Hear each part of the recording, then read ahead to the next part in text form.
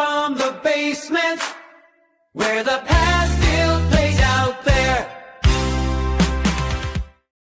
Hello, everybody, and we have a packed house this evening. Marc Unger here with you, along with the regulars, John Turnbull, Ron Juckett, Daniel Evanson.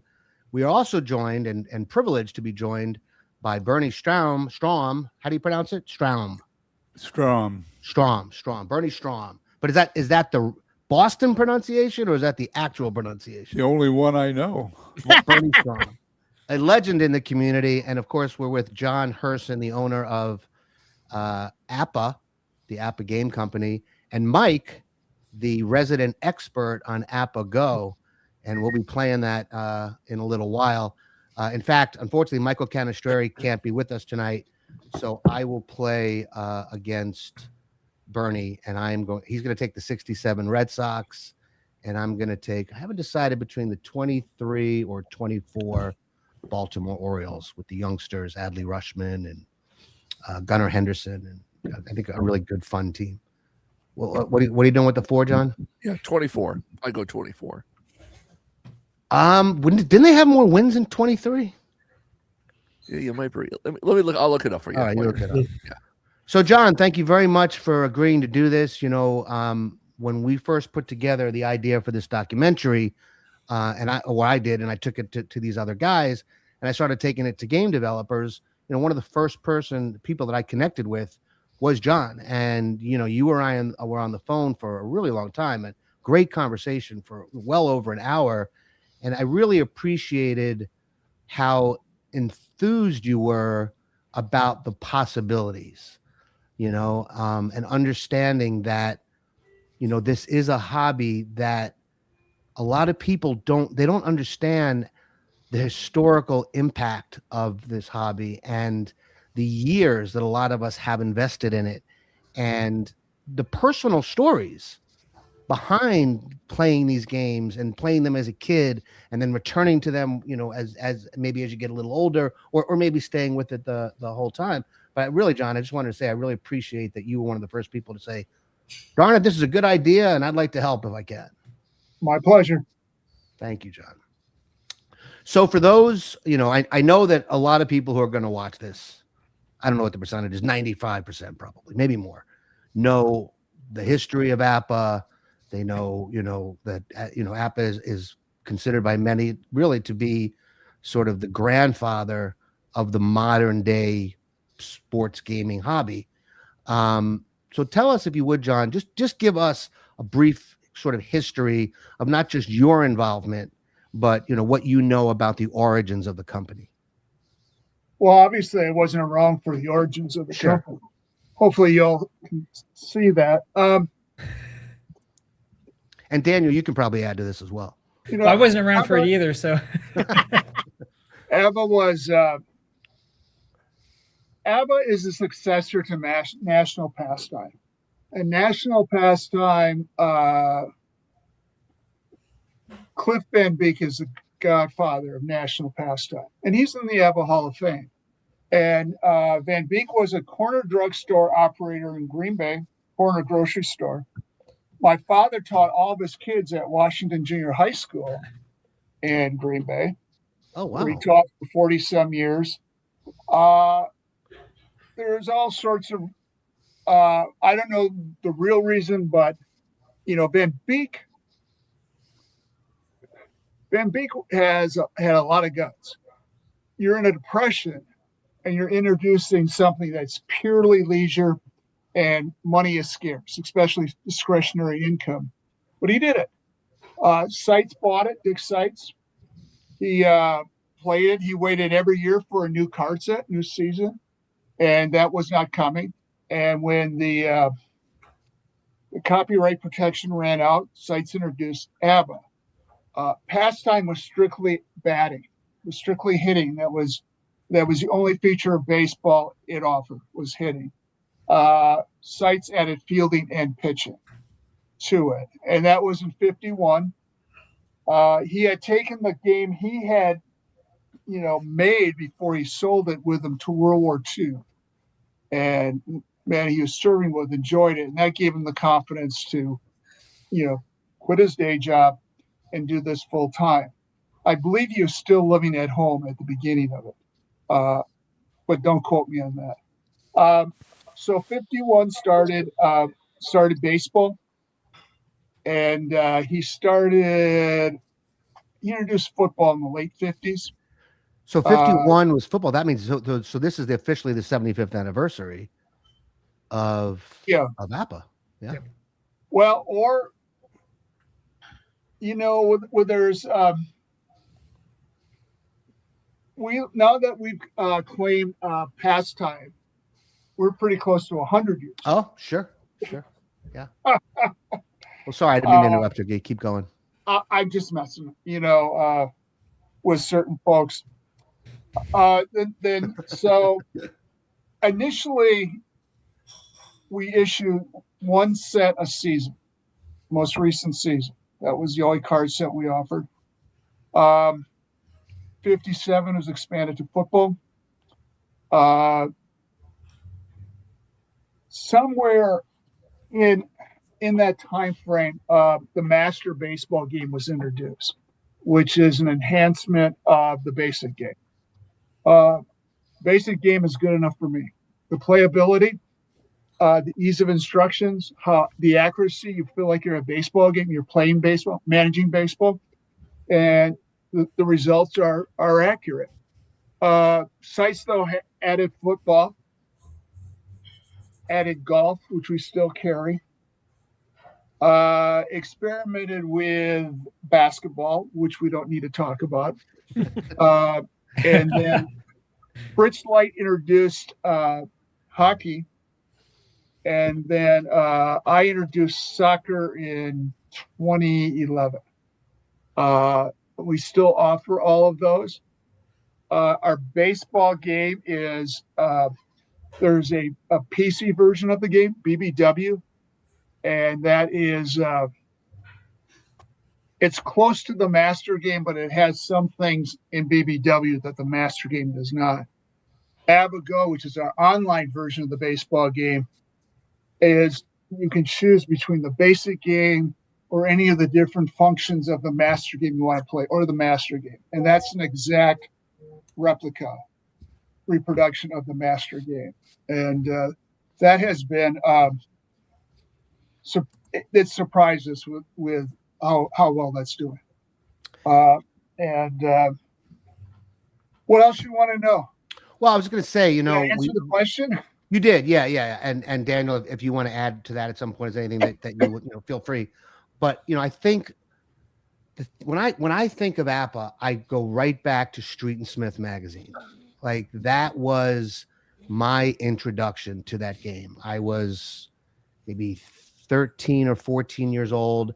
I had been reading Street and Smith, anxiously awaiting the next issue, knowing that when that issue came, that meant that baseball was coming. That goes back to when I was probably 7 or 8 years old.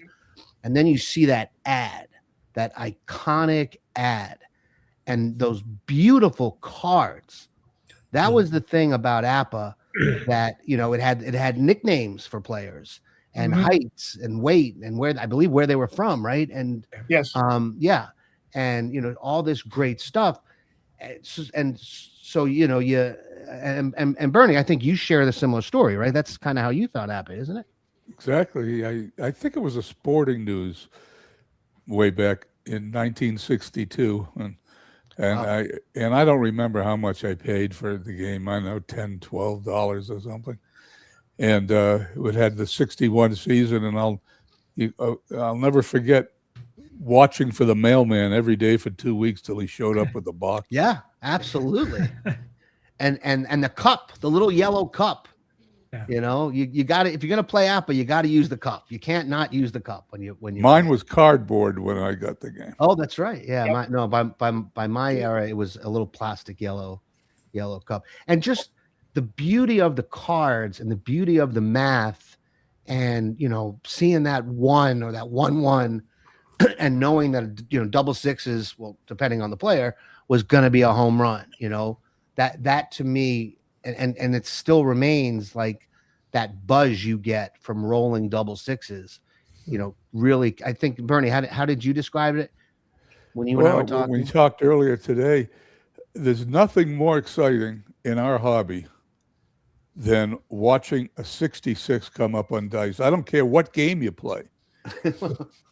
Even if the 66 is an out on a different game, the first thing you think of is a home run and APBA. Right. I hate to say it, but all the strap players are probably laughing at us right now. Sure. But Bernie, what you said that was so poetic was that it was the same. It sounds like the click Right. of a It home sounds run. like when you see 66 show up, it sounds like the crack of a bat in a baseball stadium when a guy hits a home run. Yeah, and Bernie and I were talking about That's how exactly how I feel when I see it. we're all old enough and have watched enough baseball, and live at the stadiums. We know when it's a deep fly ball that's going to be caught. We don't have to stand up anymore and go, because we know it's not going. When it's a home run, you hear it. And what you're saying, Bernie, which I think is so beautiful, is that 6-6 is the dice rolling equivalent of hearing that sound crack when someone hits a home run. that just sort of like, so really great stuff. And So, don't guys- forget the brochure, that when you sent away for the sample cards, you got the brochure. Right. Yeah, mine was in Baseball Digest. One of the things I tell people about an APBA card, a box score is the short story version of a ball game. And, Sure. and you can figure a lot of it out without all the play-by-play they have now. And the APBA card, if you understand it, is a player's season record. Yeah, absolutely. So Ron, John, I want you guys to chime in too, so I'm not monopolizing. Any questions you have for John or any things you want to talk about related to APBA and the hobby, please do. I Yeah, have a you as question well, for you, Courtney. John, actually. I know that this was discussed on one of the APBA GO forums. I found this a little while ago. It's probably from a couple months back. Has there been any consideration given to perhaps like updating the master game or doing any sort of changes to it? I think it was last changed around 1987. Daniel, no. And the reason is we have 124 seasons of baseball cards. So we're very limited what we can do, because we don't want to make those cards, incompatible with whatever changes we might make. One of the things with Go is we have the flexibility to rather quickly add things or turn things around, like the Ghost Runner. That's in Go. BBW, that's going to be just a horrible project that I won't bore you with. But we are really limited, or I feel we are limited to what we can do without affecting the playability of all the other cards. And we have a lot of people that it's a significant investment and they don't have a lot of discretionary income. So, I have to be aware of that. So John, how did you Yeah, come Ron. across in buying the company? Oh, great question. Yeah. I'll give you the short version because the long version's very boring, very painful for me. There was on the homepage one night, they're looking for extra capital. And we have a family business. It's got a few different interests. And we were talking before about family members on the spectrum. And there's a nephew, and we thought this would be good for him. And but everybody on the board, my father, my mother, my 5 siblings, none of them wanted to partner. They just wanted the whole thing. So it took 3 different times before it finally sold. It was in a portfolio with Penn Janney, which was an investment bank and insurance company. And this was their last .com investment. And I've never been divorced, but it sounds like this was like the last ratty chair in the house. And neither side wanted to give it up. And that's what kept happening. And the last time, the guy who was kind of trying to make the deal said, I think I can do it. I said, same price. Let me know. It took about 6 months before he got back. So There's no Now- grand plan, Ron. And Now- sometimes I do feel like the dog that caught the car. Now, you came into this though as just a game enthusiast. Somebody who had played APBA, like you said, since you were a kid, right?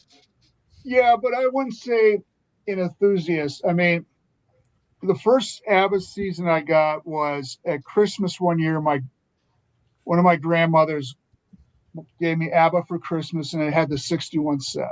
That is a very cool grandmother. Yeah, well, yes and no. And I at can that relate. time, I was living in the Upper Peninsula of Michigan, and my team was the Yankees, Mickey Mantle. And back then there was one TV station. That was it. No Sports Center, none of that stuff. You waited for the Sunday paper with the extra expanded statistics and things like that. Right. And it was Mantle, Maris, Bobby Richardson. So that was a good season to get. My grandmother gave me then every year for Christmas the current season. Or what I would get is Beat like the socks. mailer. Pardon? I said it beats socks. Yeah. So, but there are people that play this all the time. Mike is an example. I was always playing sports. I played 4 or 5 sports in high school and stuff. And, it's none of my friends wanted to do it. So it's sort of like you're in the closet and you do it in the basement late at night or whatever. But I didn't have a lot of free time. So I would not call myself an enthusiast compared to other people have much. Maybe it's relative, but the point is, you didn't buy the company strictly. You had skin in the game. You had emotional skin in the game. Yeah, you took over a game that you had been playing since you were a little kid. And there were. I'm still convinced that the implementation has been slower than I would like, that there is great potential still for this game.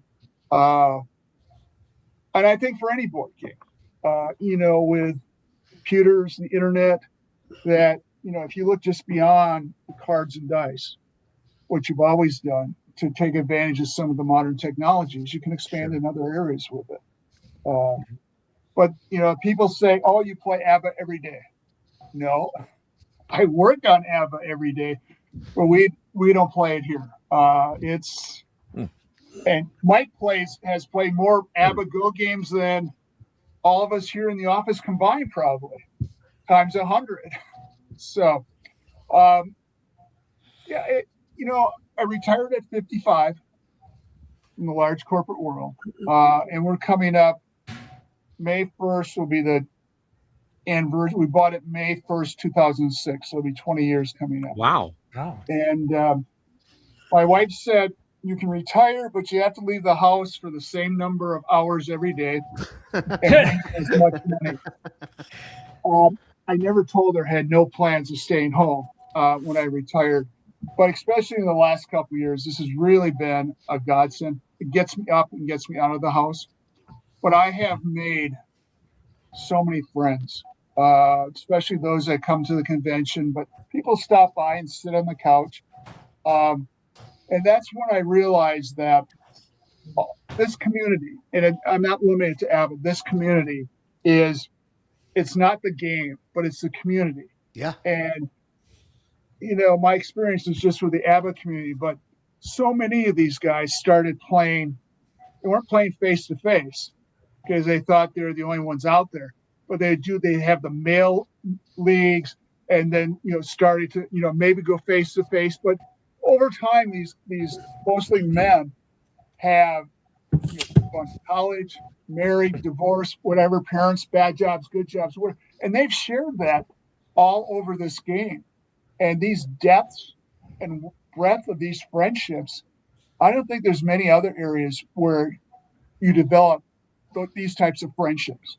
And again, that's something that we want to address in the documentary. The tag for this channel, for Box Score from the Basement, and for the documentary, a celebration of sports sim gaming. Yes. And I think that's a really important part of telling the story of the hobby, but also the personal stories of the people Yeah. who play Yeah. these games. So, Mike, Yeah. how did you get started? Oh, I think I have a pretty classic story. I played. A friend introduced me to the game 1973. I went to my mom and said I want to buy this season, and so in 1970 or late 74, early 75, I gave her cash. She wrote a check and sent it away. And weeks later, the box showed up. The box. We all say it. The We box. all- I we have the all box right said up it. there, actually. Exactly. Yeah. And I played on and off, but like John said, I played multiple sports in high school. So I played solitaire, generally speaking. And I would do little projects, that kind of thing. I grew up during the 70s. So the Big Red Machine was everything it could be. And I grew up in Indiana. So that was a team I followed closely, obviously. What part of Indiana? Just north of Indianapolis, a place called Westfield. Okay. My wife's from Carmel, just south of there, very well known. And so, for me, it was something I was in touch with in high school, but I was too busy playing sports. Joined the military at 18, picked it back up when I went to Berlin in 1980 and set up a league there.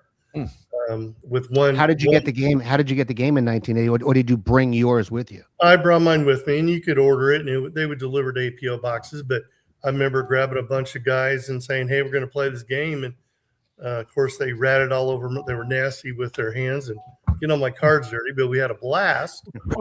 And then, as probably most of us can identify, I got married and put all that aside for over 20 years. And so John speaks to my experience with APBA GO, but APBA GO got me back into the gaming because I raised a family. I got a son who's an avid baseball player, and now as a young man, a big fan of baseball, but he's into computers, not so much cards and dice. And so he never quite got the bug. But when I saw an email John sends out weekly to the community saying we're looking for testers, I said, yeah, I want to test APBA GO.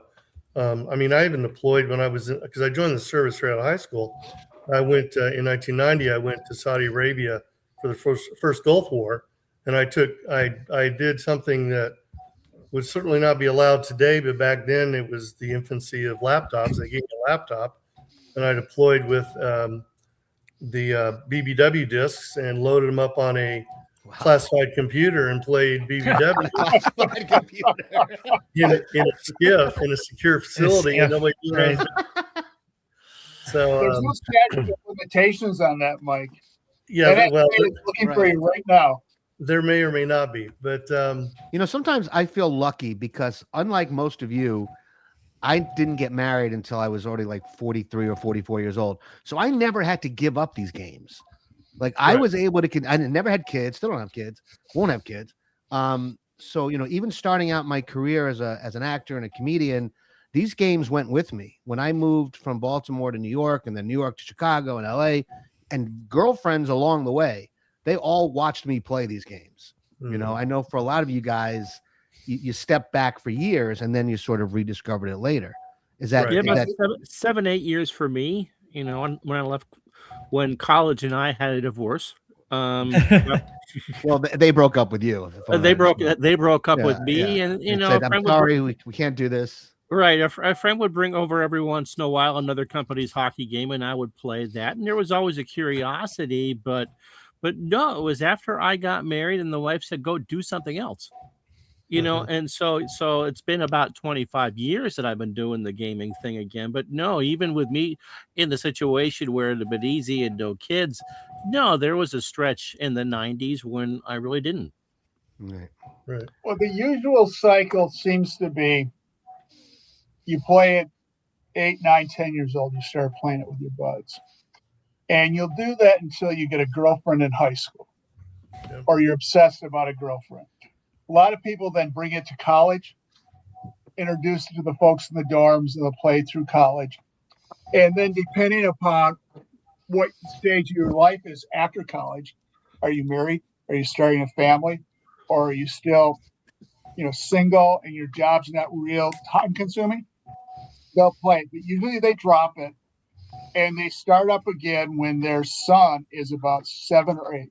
They think, hey, this would be great. I had all these great experiences. And then after they're empty nesters, they'll come back again because they have a little bit more time.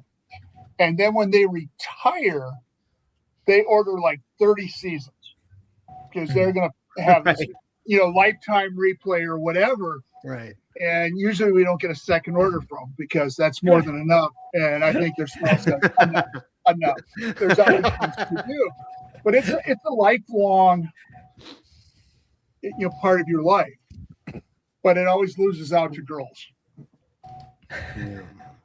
So, John, Bernie, want to hear from you guys. Do you have any questions for John or any thoughts or comments on APBA and your experiences? I think one thing that we are severely missing the point on is I think APBA is probably the first game and the leader in rounded cards. Oh, yeah. Rounded corners. The first game to have rounded corners, maybe. The reason for that is one is so you don't have, bent corners. But two, the rounded corners increase the strength of the card. So you can flex it a little bit or whatever, and you won't damage it. Like poker cards, yeah. Yeah, and I've said this many times before, but APBA will always offer the cards and dice, and it'll be rounded corners because that's part of the DNA of APBA. Yeah, right. That's a no-brainer to keep that. Sorry, go ahead, John. Yeah. Back in the 70s and 80s, APBA and Strat were the two biggies, and you had a large market share. And then as we get into today with all the computer stuff and there's a lot more dice and card and dice games out there for baseball, how have you been able to keep at least a consistent share? Has COVID really bumped that up, or the computer version bumped that up? As the demographics have younger guys find APBA? That was a question that I had. We were winners in COVID. Sure. Yeah. Baseball, took off again. Baseball's always been strong. Golf and hockey were people that started discovering those, and we've kept those numbers, and we're growing at a good pace. I don't know what everybody else does in this, what their products are like or how they price it or whatever. I just worry about APBA and what we can continue to do. I always talk about that. I want APBA to, people to consider APBA like the little blue box.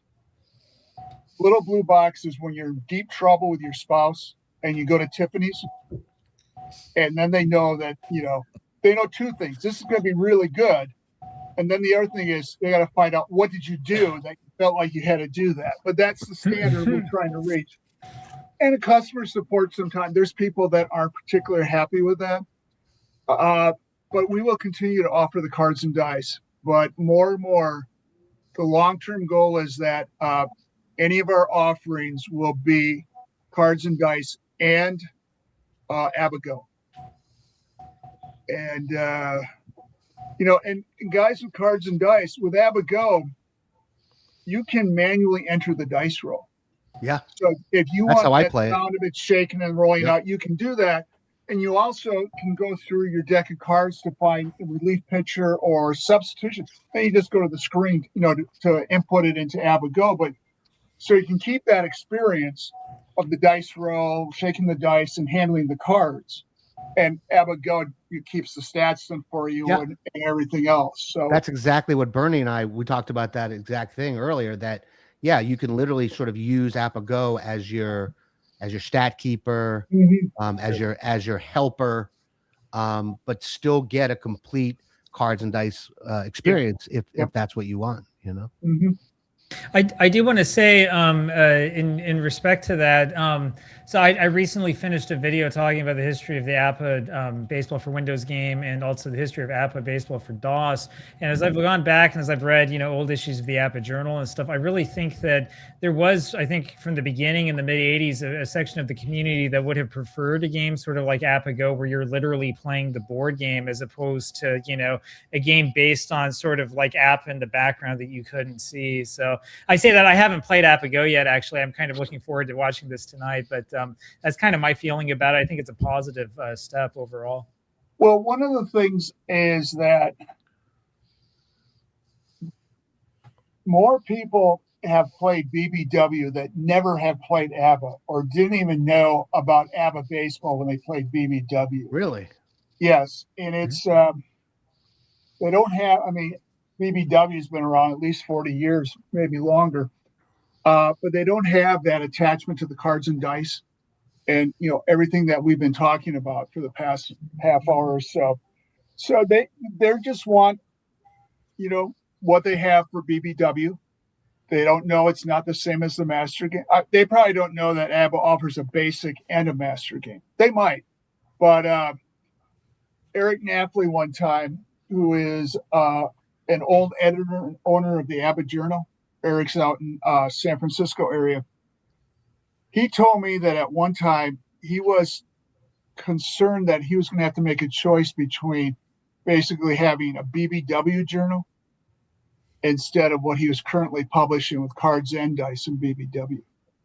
Because there was so many customers were requesting more BBW, and they don't care anything about the cards and dice.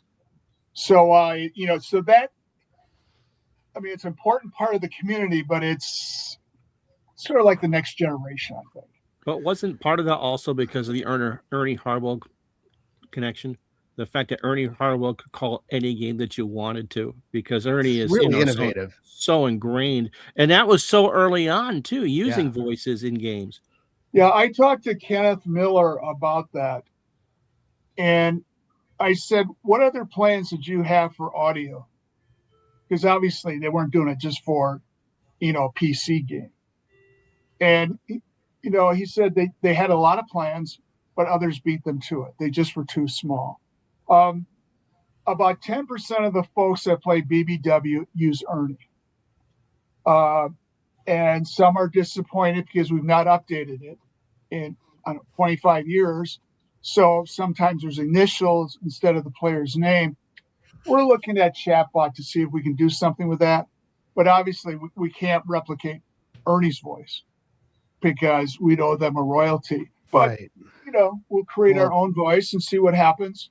And that gets into a very, very complicated discussion that we're not going to have here about, okay, yeah, you can't use John Miller's voice, but you can certainly get something that sounds a lot like John Miller and just not call. I mean, and I'm not suggesting that you do that. As an artist, I would find that offensive. Yeah, but that's the direction that a lot of this. It's not worth getting close at all to that line. The same with, we can use a city name, but not the team nickname. Right. That's got to be licensed. About 10 years ago, there was a Supreme Court decision that said we could use a player's name on a card. We can't use their likeness, and we can't use them in the role of an endorser. Then we'd have to pay them for that. Sure. And that's opened up golf, especially, Tiger Woods and those guys. I mean, if you got to deal with 80 different people to get permission to use it, that's not going to happen. Football opened up college football opened up big time because of that. What's interesting about that is, doesn't that mean that going back to that Street and Smith ad we talked about, because one of the things that was so great about it was you would see images of cards on the ad. Johnny Bench, I think is one that I remember. It was Johnny Bench and Tom Seaver. You couldn't do that anymore because then you'd be using them to endorse purchasing your game, wouldn't you? That's a fine line, Mark, and you're right. I've stayed away from that because of that, but it's really not. It's like in the brochures when we would say, your power hitters like Willie Mays, Ted Williams, whatever, will be among your leading power hitters. True. that's not an endorsement statement. That's just a statement of fact. True. And so we can do that Right. without any. I mean, somebody will, send us a letter or whatnot, asking for money or something, but that is permissible.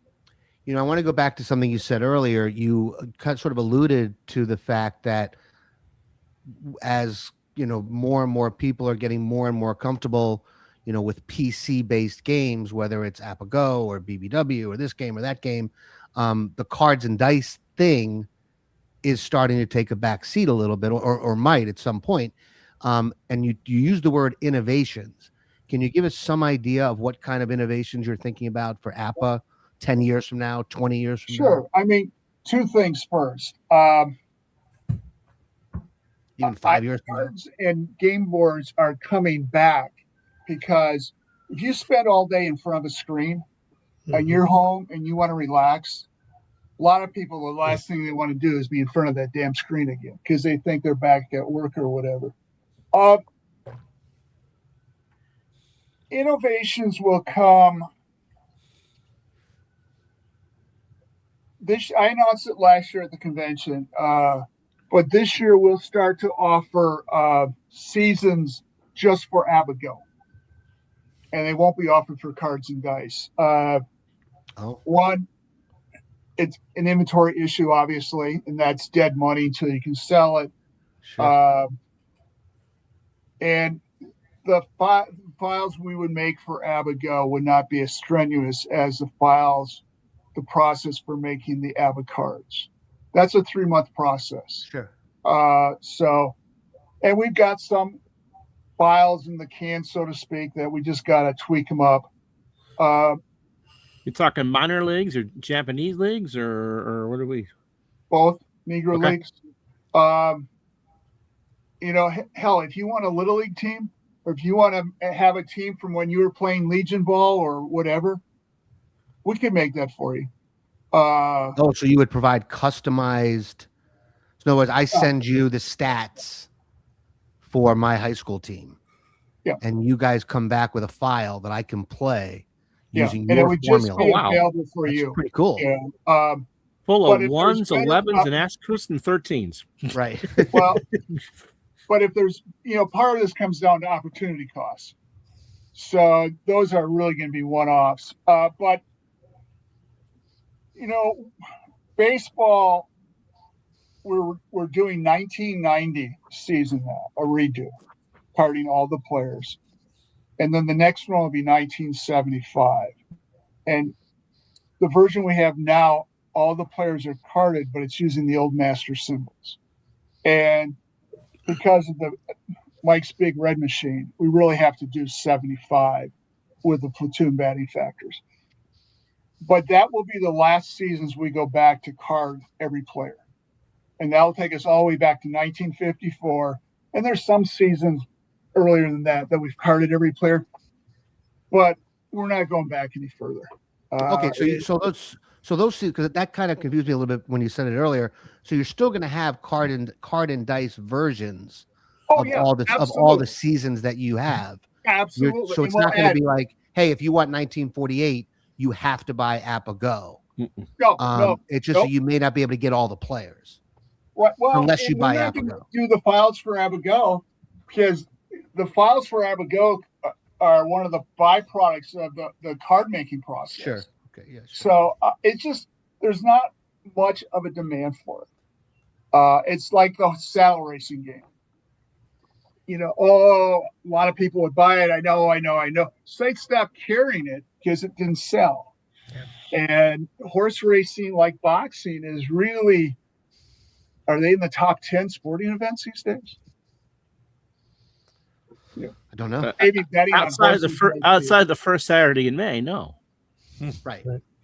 Well, yeah. and I watched that that video of you from June of 25, John, where you asked the group of people in the room who won the Kentucky Derby, and only one person could answer the question. And that's because I'd asked it the year before who the heavyweight champion was and who won the Derby, and nobody knew. Yeah. But he told me afterwards, I knew you were going to ask this again, so wanted to answer it. We will go back with football cards. The latest card set we've offered is 57, and we'll come forward and then continue to offer those. Now, are we going to move? Are we going to see a football go and a basketball, Yeah. or I'm sorry, and a hockey go and all that? Yes, yeah. And you mentioned basketball. Only fools walk in sometimes, but we are working on a third version. And last year, I would have told you we're kind of like at the cruising the furniture. That's exactly stage. what you did say. You said Yeah, 28 and, before anything. Now it's 27. it's past toddler, but you still fall on your rear end once in a while taking steps. And I'm really optimistic. The folks doing this, they're already play testing, and the target date for that is 2027. Wow, that's great. And at the same time that we do the release the board game, we have to release the APBA GO version, because we're not going back and making 75 seasons of NBA card sets. I don't have enough room. Right. I don't have enough room. And then if you start adding college, whatever, so that'll be another instance where there will be some seasons just exclusively to APBA GO. Can you give us any hint on what the game flow in this new basketball game might look like? Not at this time. I don't want to. All right. I'm So, curious. But it's still going to be the card based. I mean, it's going to look like an APBA card. Yeah, exactly. Yes. And the genius of the baseball game, it was per at bat instead of per pitch. And especially the first version of the basketball game, it wasn't per possession, but it was like per dribble, per pass, or whatever. It just got too bogged down. It was literally per dribble. Like each time the ball hit the and floor, then you had to move the tabs and all that stuff, roll. and all the calculations. And we've learned that with hockey and soccer. Those are more per possession. And we got those down to an hour and 15 minutes. That's probably the goal. I think after an hour, you're kind of pushing people's attention span, or when whoever they're waiting for to get ready is ready and they don't want to wait for you to finish up. With basketball, basketball in particular, it's so what makes the good games that are out there good is the flow. The fact that that you feel it feels like basketball. Exactly. Yeah. And I always tell people jokingly, but maybe not so much, cricket. I was about to bring that up. Talking to some of the folks in the UK that have developed cricket games.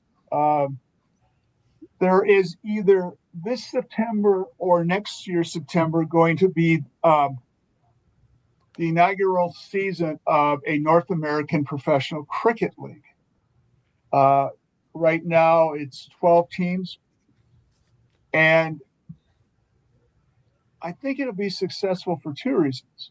Every owner or group of owners is a billionaire who played cricket growing up either in India or Pakistan or Australia. So they obviously have the resources behind that. And with so many different distribution avenues for sports, Netflix, Amazon, whatever, that will reach the people also. I mean, I am actually going to be buying a cricket game, aren't I? This is terrible. I'm going to be buying Cricket Go, and my wife's going to divorce me. That's what's going to happen.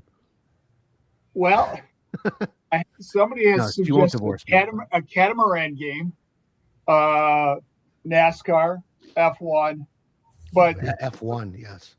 Those don't. I mean, if you get behind, you play any of these video games, you're not going back to shaking dice and making calculations and stuff like that.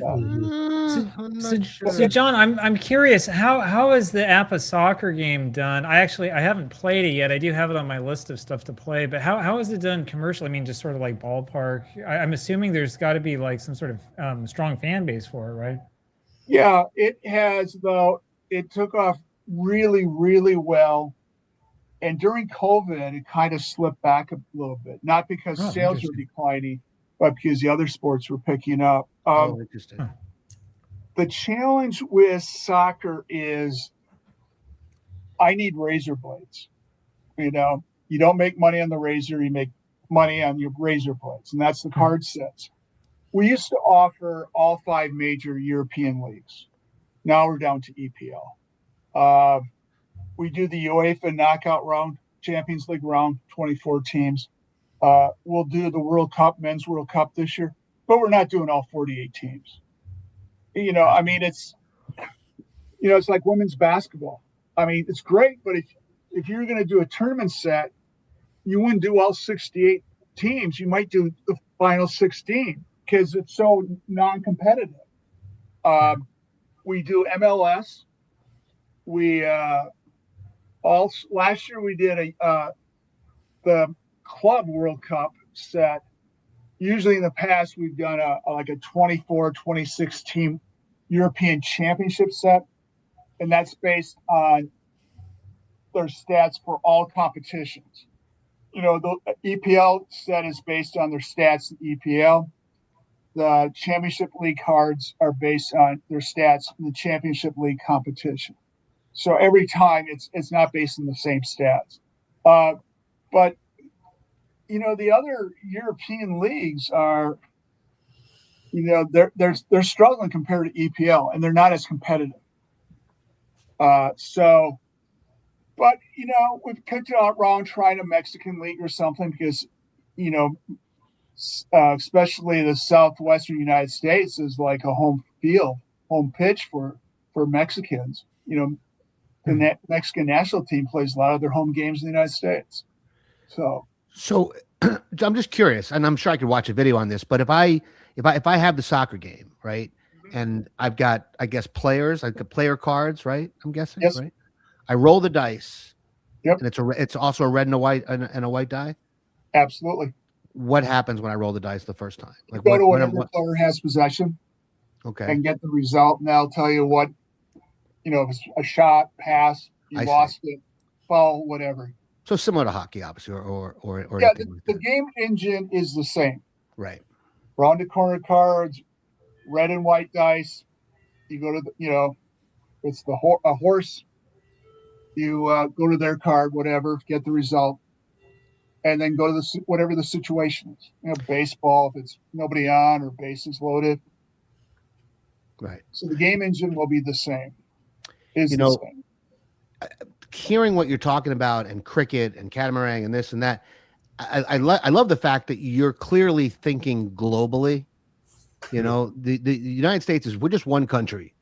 And I think sometimes in this hobby, we forget that there are people who play these games worldwide, and they play sports that we as Americans may not be as interested in, or we just haven't been exposed to it. You know, Formula One is a great example. Actually, Formula One was non-existent in this country, basically non-existent until the Netflix series hit. That's when a lot of people found their way to Formula One. So I love the fact that you're thinking about, you're not just thinking about selling in America, you're thinking about selling in England and especially Japan. if it's offered electronically, we don't have to worry about shipping because, you know, one of my partners, an unwanted partner, is the U.S. Postal Service. Yeah, sure. And Atlanta's new distribution center that they built a couple of years ago has the worst efficiency rating through the entire system, and they're below 60%. But that's what we're relying on. And people say, you know, I didn't get it yet, or it hasn't moved in tracking or whatever. You know, can you talk to them? Well, we have no influence with them. Right. You know, maybe if we were, you know, Amazon or something. Right. I was just thinking that. You know, no if they were APBA trucks. And they they just go back and forth, you know, because there are guys in our hobby who think you should buy trucks, John. They want you to have APBA trucks, and they want you to be able to get them their game within 2 hours. Are they willing to pay for, especially with today's field? They just want the truck. They want you to pay for it. They want the truck. Drone delivery. Drone. Yeah. They want So APBA that's drone. why That's what they want. electronically, you know, For free. there's better certainty that it's going to get there. I mean, the new store, we don't touch the order. We print out the invoice and fill the invoice. So, the mistakes where we might have with address or something, put the wrong item in. You got to pay attention to what you're doing, but you'll get it hopefully, and and then all the downloads are done automatically, unlike when we were sending out zip files and all that stuff. And now they process your credit card at the end, and then they send you a link, an email with a link to go get that, and that's highly efficient. And I always tell jokingly that if we ever did away with cards and dice, I could just go to the beach. I get an email every night with what the deposit is. But that opens it up globally to deliver files instead of cards and dice. Sure. Because it's expensive. Yeah. I think some people, it's easy when you're the consumer to expect, and I mean, look, the consumer has every right to expect service and kindness and all that stuff, but they forget, or we forget sometimes, that there is a business attached to this. There is money coming in and money going out, and there is a bottom line, and decisions have to be made based on that bottom line. Or what happens to that company? It goes under, and then that's not good for anybody, right? So we want APBA to be around for forever. In fact, do you have? And I know we've talked about innovations and things, but do you see yourself continuing this or passing it down to a family member, or selling it off? Or I would have told you 2 years ago at the 2024 convention, Deb's greatest fear was that I would pass before she would, and what would she do with APBA? Sure. And we had breakfast the Friday at the convention with someone who talked to for a couple of years, and so we've identified the person who will be a steward of the community. That's great. And he's been a longtime member of the community. He understands the community. And one thing he's told me is, and you can't ever tell anybody who you sold it to, because I'm not going to be a public figure. Oh, but a good. It'll get out. It'll get out. So, yeah. So we thought by, July 2025, we would have sold it. It'd probably be an earn out and stay on for a few years. But obviously now all that's changed. But there are several people that have approached me. As far as our kids, they are all killing it. And, no disrespect, but they can all do much more interesting and rewarding stuff. I think what you do is pretty interesting. And they've never played it because they always did sports. We always made them year round, be on a team, be on something, bigger than you. Right. But a couple have asked, and they show an interest on the financials and whatever. I think it's more like a passive role. Get the right people in place. But, you're talking about innovations. One of the other, and I tell people this, and they just look at me like you're nuts. But with this game engine, we could do prehistoric baseball, or galactic. You're going to buy that too? How about prehistoric cricket? I want to buy that too. All right. But here's one of the benefits with that is, besides selling, and those games would just be online, depending how you do it, you can expand into esports and then see how that's accepted. But any characters that you develop for these different worlds will have the IP. They talk about merch, shirts, or whatever. I mean, that's down the line, and that's not the immediate thing for it. But there's some opportunities. So now you're talking about graphics heavy games. Oh yeah. which is a whole nother universe. Oh, isn't it? exactly. And it'd be much more animated because that's what that sector expects. They're not going to be satisfied with text-based, evil monster A is over here or whatnot. So, Right. And that's really down the line, obviously. But, you've got the game engine. So what else can you do with it? Yeah, I think that's exactly right. One of the things with APBA Go is, and it's a couple years down the road probably, is that if people so choose, they can buy a manager that they play against all the time, but it's not going to be a static manager. So they will learn your tendencies and adjust to that. So it's going to force you to then respond to the computer manager's new tendency, just keep going and going and going. So, be a challenge if people want to do that. And we can do that with AI. Speaking of AI, I was just about to ask you this. There's been a big, it feels like, especially lately, guys, Daniel and John, and we all know about this, a lot of debate in the sports sim community about the use of AI in replays, in how you present your replays, in the Delphi forums or this forum or that forum. How do you what do you think about AI and its use in our hobby? I haven't given it a lot of thought. Now's your chance. Because, artificial intelligence seems like military intelligence. No offense to any of the vets here. It just kind of seems like an oxymoron. And why, if you're doing this, don't you want to be active instead of just a passive participant? Where I do think it's got some potential is Daniel's nodding his head because he completely agrees with you.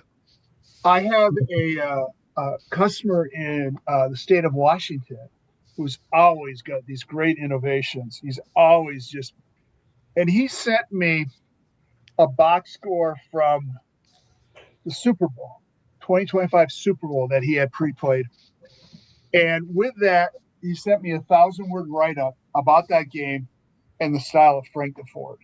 It was great. I think that's cool. Yes, Yeah. This is exactly what we were talking about on an episode of this show not that long ago. Yeah. In response to something that Daniel had written, actually. Yeah. Or partially in response to that. Yeah. See, it is cool, Daniel. I'm getting in trouble here. Yeah. No, you're not. This is a celebration of sports sim gaming. We can have different opinions, and I think that's part of what makes our hobby so fascinating. I think anytime you get intelligent people in a room talking intelligently, good things happen, and that's what we have in this room now, which I think is astounding. John, to change the subject, you guys did the APBA has done a bowling game in the past. It's actually very good.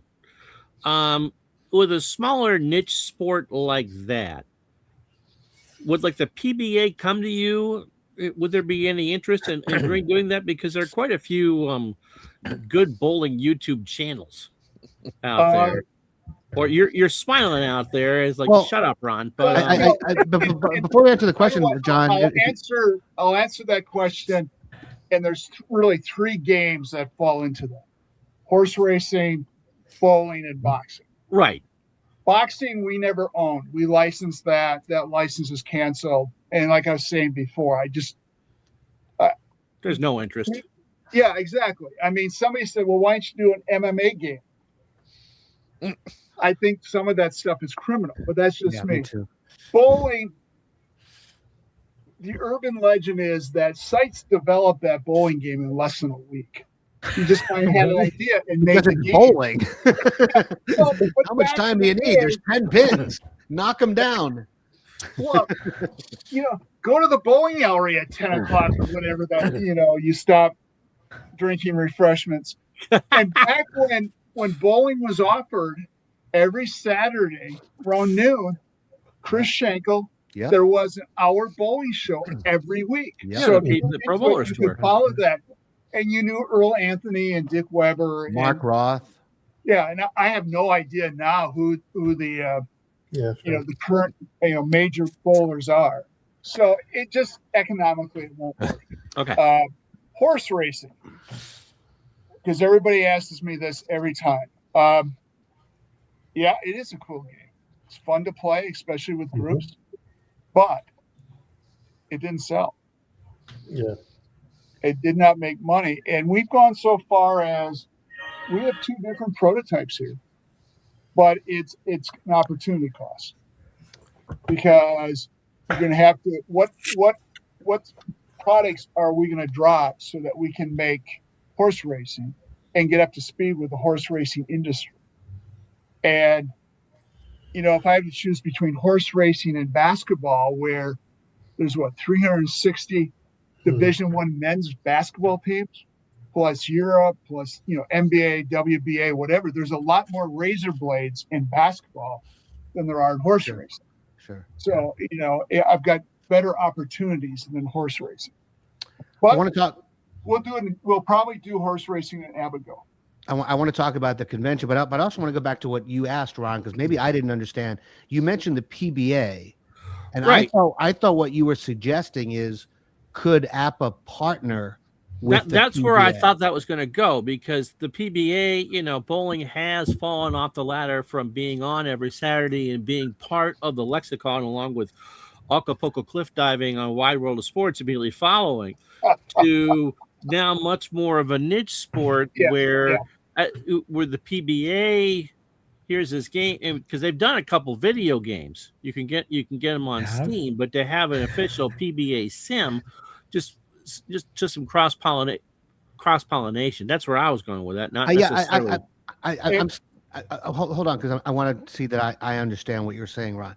I think what you're saying, Ron, is, could John go to the PBA or vice versa? Right. Partner. Hold on, let me finish. And partner with them, so that Yes. you're not footing you're not footing the bill, John, where the PBA is actually giving you money to develop or bring back the bowling game. Is that right, Ron?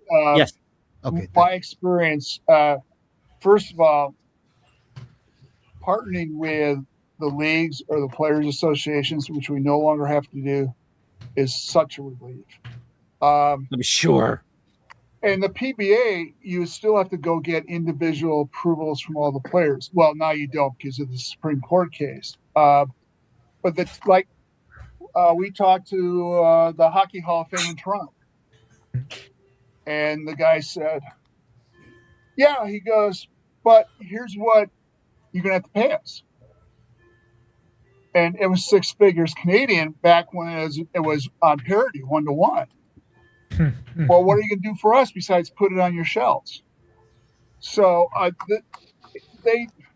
Ron, if it made sense, I would do it. I think because Sims with likenesses requires something, or if you want to use the logo of the organization, right, you need something. But typically, their idea is that money flows one way. Right. Into their coffers, Right, and they're not going to put, much in, if anything. Even if it is an organization like the PBA that maybe could use the push, they're just not, they don't think that way. They just Bolero actually owns a tour now, so. Now, John, I do have another kind of niche question. So I've got actually 2 copies of this set, the original 1950 baseball cards that I know that you reprinted. I want to say it was like right before COVID or maybe right after, I can't remember. And the quality is absolutely incredible if anybody out there doesn't have them. I mean, the cards are really nice card stock and look very, very nice. I know that you printed one for, I think, 50, 51, and 52. Is there any other chance that more will come out, or has that ship sailed? I'm just curious. No, we did that. It was a 70th anniversary set, and the card stock back is a 70th anniversary. And it took us that long to use up all the card stock. Yeah. Didn't you have a second question, Daniel? No, that was the only question. I like the cards a lot. That's the reason. And several people complained that the font wasn't the same as the originals, so it wasn't an exact replica. They can send theirs to me. So let's Mark, talk about. Go ahead, Ron. Did you see that? Speaking of horse racing, that there's serious consideration of moving the Preakness starting in 27 back a week. So there would be 3 weeks between Louisville and Baltimore. Well, right now, if they went to Baltimore, because I drive past it. Maria actually works. My wife, she works right near where Pimlico was. Oh, Pimlico. So they're going to have to. There is nothing there right now. Right now, there's just just the dead remains of what was once Pimlico. Oh, are they rebuilding it? Or are they going to? Or the whole? They are rebuilding it, but there's also been talk about moving it to Laurel, Maryland. Because the TV contract is up, and there was a lot of controversy last year because the Derby winner Sovereignty didn't run in the Preakness, right? And because it was only 2 weeks, 2 weeks between the two. So the thought is that if they do the third week between the Derby and the Preakness, just like there's 3 weeks between the Preakness and the Belmont, which is in Saratoga this year, For the second year in a row. Because they're rebuilding Belmont. They're going to close Aqueduct and have winter racing at Belmont. That's about as much horse racing stuff as I know. But you're welcome. But was there a question tied into John there or no? No, I just thought I don't think you're going to see a. Bernie actually owns a winner, right? Didn't you own a winner of the Belmont? I owned myhorseracing.com sells shares in horses, and I had a winner in the Preakness, Seize the Gray, a couple of years ago. What was I'm your staring at a poster on my wall, a certificate of ownership of a Triple Crown horse. So how big was the check? I think I probably put $150 into the horse, and I've made about $1,000 on that horse. Not bad. All the other horses I put $150 in. The horse is now worth 20 cents. Is that more money than You're what still you get underwater? Is that more money you would get for owning a share of a Packers instead? You don't get anything from owning a share of the Packers. Yeah, it's non-dividend paying. Horse racing is one of my favorites. John has some really good Packer stories, by the way. Expansion of racetracks. You're going to see contraction of racetracks. Yes. We have already. It's a 19th century sport that had a great run in the 20th century, but I used to live in LA, and I would go to Santa Anita, hold 75,000 people. Been there several times. You'd go to Santa Anita, there's 3,000 people in the track that holds 75,000 seats. True. Wow. Still a beautiful place. Going to the track early in the morning, like when the trainers are out and whatever, is a fantastic world. And the various characters that are around, it's great experience. Yeah. Ron, I think if they expand that gap to 3 weeks instead of 2, they're going to lose so much momentum and interest from folks. Yeah, I'd agree. Other things will come up, and Mother's Day weekend and stuff like that. And it seems to me that all the racing is for is to increase the breeding fees for the horses that win. Racing used to be a sport. Right now, it's all about breeding. Yeah. If you have a good 3-year-old horse, he never sees a 4-year-old campaign. Yeah. And also with May, not to change the subject too much, you're now in the middle of the Stanley Cup playoffs. You're in the middle of the NBA playoffs. The PGA is now in May. The weather is nice. There's a lot going on in May. And you got the Indy 500. There's a lot. They're competing for a lot against a lot of folks. So, guys, any more questions for John? Because I want to talk a little bit about the convention that's coming up. I know it got moved, but the APBA convention is a huge deal, and you and I talked about it a couple of months ago about maybe as one of the first things we shoot as part of this documentary would be to go down to the convention and get some footage. So, for people who might not know, tell us about the convention and what to expect if they choose to go. The convention this year starts on Thursday, July 30th, and the semifinals and finals of the baseball tournament will be played on Sunday, August 2nd.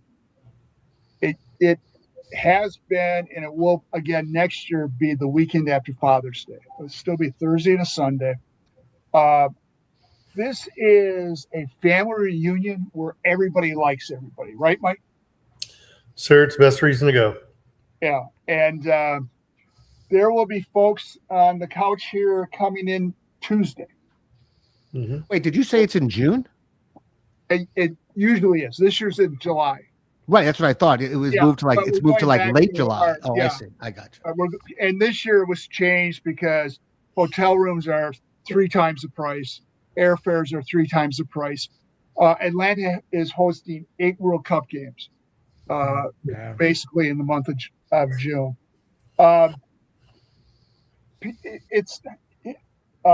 There's a lot of it is just yakking, meeting with friends, telling stories, catching up. But Thursday evening we start with after dinner with APBA Jeopardy. One of the guys came up with the idea and brought the game a few years ago, and does it every year, and it's fun. It's fun. It's a good time. And then when that's done, there's always somebody with a horse racing game, or there's guys that just get whatever game it might be, and they start playing. They start rolling games and talking and catching up. Friday morning is Innovations, and that's run by members of the community. This year, there's going to be a session on APBA GO and what we're working on and what the plans are for the future, and also a session on how to use the new store. There's some people that are still having issues, so we'll do that. And then Friday afternoon, the winner of this contest gets the second best trophy in sports after the Stanley Cup. We have, because we can't use Home Run Derby because that's licensed. Did you know that? So it's called Clearing the Fence Tournament. And the winner gets a official Louisville Slugger with their name embossed and what, APBA Home Run Derby champion in the year. So we weren't exaggerating. You can't even say Home Run Derby like in your backyard. They'll come arrest you for that. Actually. Hey, I've seen 11-year-olds get dragged off in handcuffs. The Netflix police are tough there, Mark.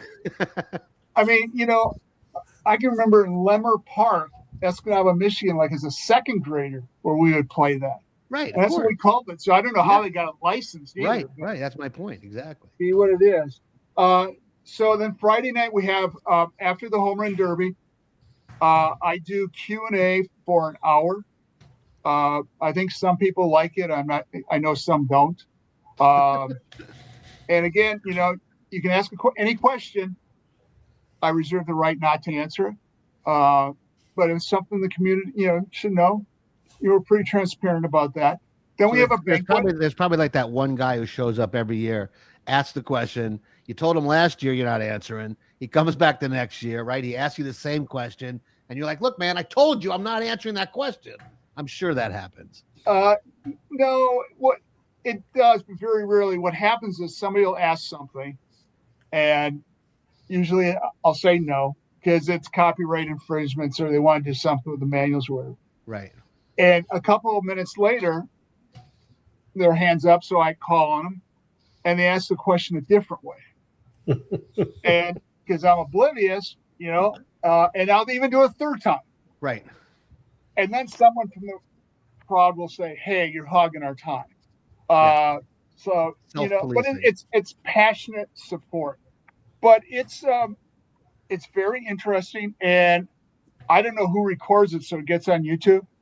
But that's an important way for the community to find out what our plans are, or that we're not going to offer horse racing or boxing or, whatever. Friday night's a banquet. It's Southern fried. It's a Southern barbecue with buffet style with great desserts. Right, Mike? Their carrot cake is fantastic. Ooh. Well, I'm really hoping that we can, by then, we'll have started our funding. We'll be able to come down with a professional camera crew and really get some great, high production value footage with well lit, great sound, and use that to build momentum for funding the rest of the documentary. So, we'll keep working towards that. We have we'll have 2 people going into the APBA Hall of Fame. And we have over the years gotten guest speakers to do Q&As after those ceremonies are done. We had Fritz White do it one year, the second owner of APBA after Sites. Miller Brothers came one year. Skeet Carr, who's been with APBA for 50 years. And Greg Wells does a really good job with that. There's a lot of humor. And then after that, guys again start rolling games, and they bug me because they want to know what pool they're going to be in. It's pool play, 10 games, and the winner of each pool goes on to the quarterfinals. There's 8 pools. That will start at 9:00 Saturday morning. Okay. And Dick Seitz' son was down a couple years ago. They live over in Auburn, Alabama, came over. And they were going to leave about 8:30 Saturday morning. I said, John, just wait till about 9:15. And I went up there and they're still having breakfast. I said, I want to show you something. And it's about 9:10 and there's 80 folks playing his dad's game. The dice are shaking, all that noise. And he looks at me and he said, now I understand why he was so excited about this. Thank you. Wow. So, you get the buzz then. That goes, we have a buffet lunch, sandwiches basically. And usually by 4-ish, 7 of the 8 pools will be done. Right, Mike? But there's always one that's about 2 or 3 games behind. There's always one. We'll play the quarterfinals Saturday night. And then those managers going on, they can decide if they want to play coming back after dinner or something. That's up to them. But they're rolling games, various sports. There's a football tournament there, and that starts with, in the interest of time, you just play the second half. You start at halftime 10-10. There will be the finals of a hockey tournament, and there's a soccer tournament, but I think that'll be done before they even get to the tournament. And then we do some stuff with golf. We have a par 3 course, so sometimes we do that, or longest drive or whatever. Just, so the people know about these other games. But it's a sense of community, and that's where I stole that from. Was this. And, some folks bring their spouses, some lie and say spouses aren't involved, and then their spouse talks to a spouse who was there last year. That's great. The next year. Right. It's all self-contained. It's 2 miles from the hotel to the office. And it's, if you haven't done it and you're interested in APBA, or there's some folks you've never met and they're going to be there, come on out. You got anything to add, Mike? No, other than, as I tell everybody, if you haven't been, you have no idea. You need to come and experience it. I didn't. So go. I didn't until 2017. I hadn't been playing the game in 30 years, and I came and I was hooked. All right, guys, we should probably get to our APBA Go game here at some point soon. But I do want to go around the virtual room. One last question for John from each of you. Turnbull, you want to start? Sure. And this is a question he probably may reserve the right to not answer, but that's okay. Are there any current or past Major League Baseball players that you know that actively play APBA? Oh, yeah. We have an autographed picture here in the office, personalized from Gerald Evans. And he says, he signs that, I think it's either 411 or 441 major league home runs. So when I got that, I sent a smart email at Strap saying that I got a guy with 441 MLB home runs.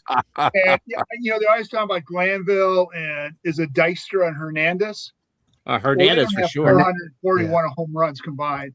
But And Evans would say that when they were playing, that if there's somebody they hadn't seen before, they go look at their APBA card to do their scouting on them. Wow. So, it's several major league organizations, which I can't disclose, use BBW, and they've juiced it up, obviously, and added some of their proprietary stuff to do scenarios like, what if we sign this guy? And, what would it be if we signed this guy or if we let this guy go someplace else? And with BBW, you can do an instant season replay, in nanoseconds. Getting back to the players, how about other sports and other athletes? Are there any football players of that play football or A hockey strength that plays coach hockey? at the Chiefs is,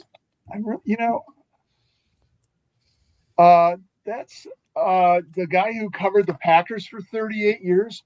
Played APBA when he was at the University of Michigan, where he was on the school paper sports section. And after every week when they put that to bed, they bring out the APBA football. Wow. And when he told me when he went to his last reunion, more people were impressed that he knew me than he covered Aaron Rodgers.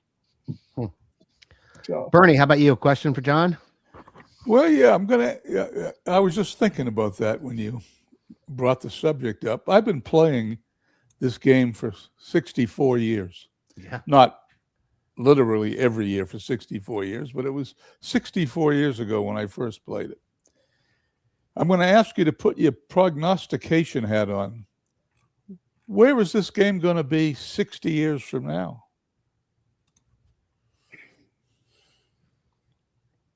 It's essentially the same game. It's going to be played on Mars. I could. Same game, only played on Mars. Yeah, it'll be Mark, it'll be the same game.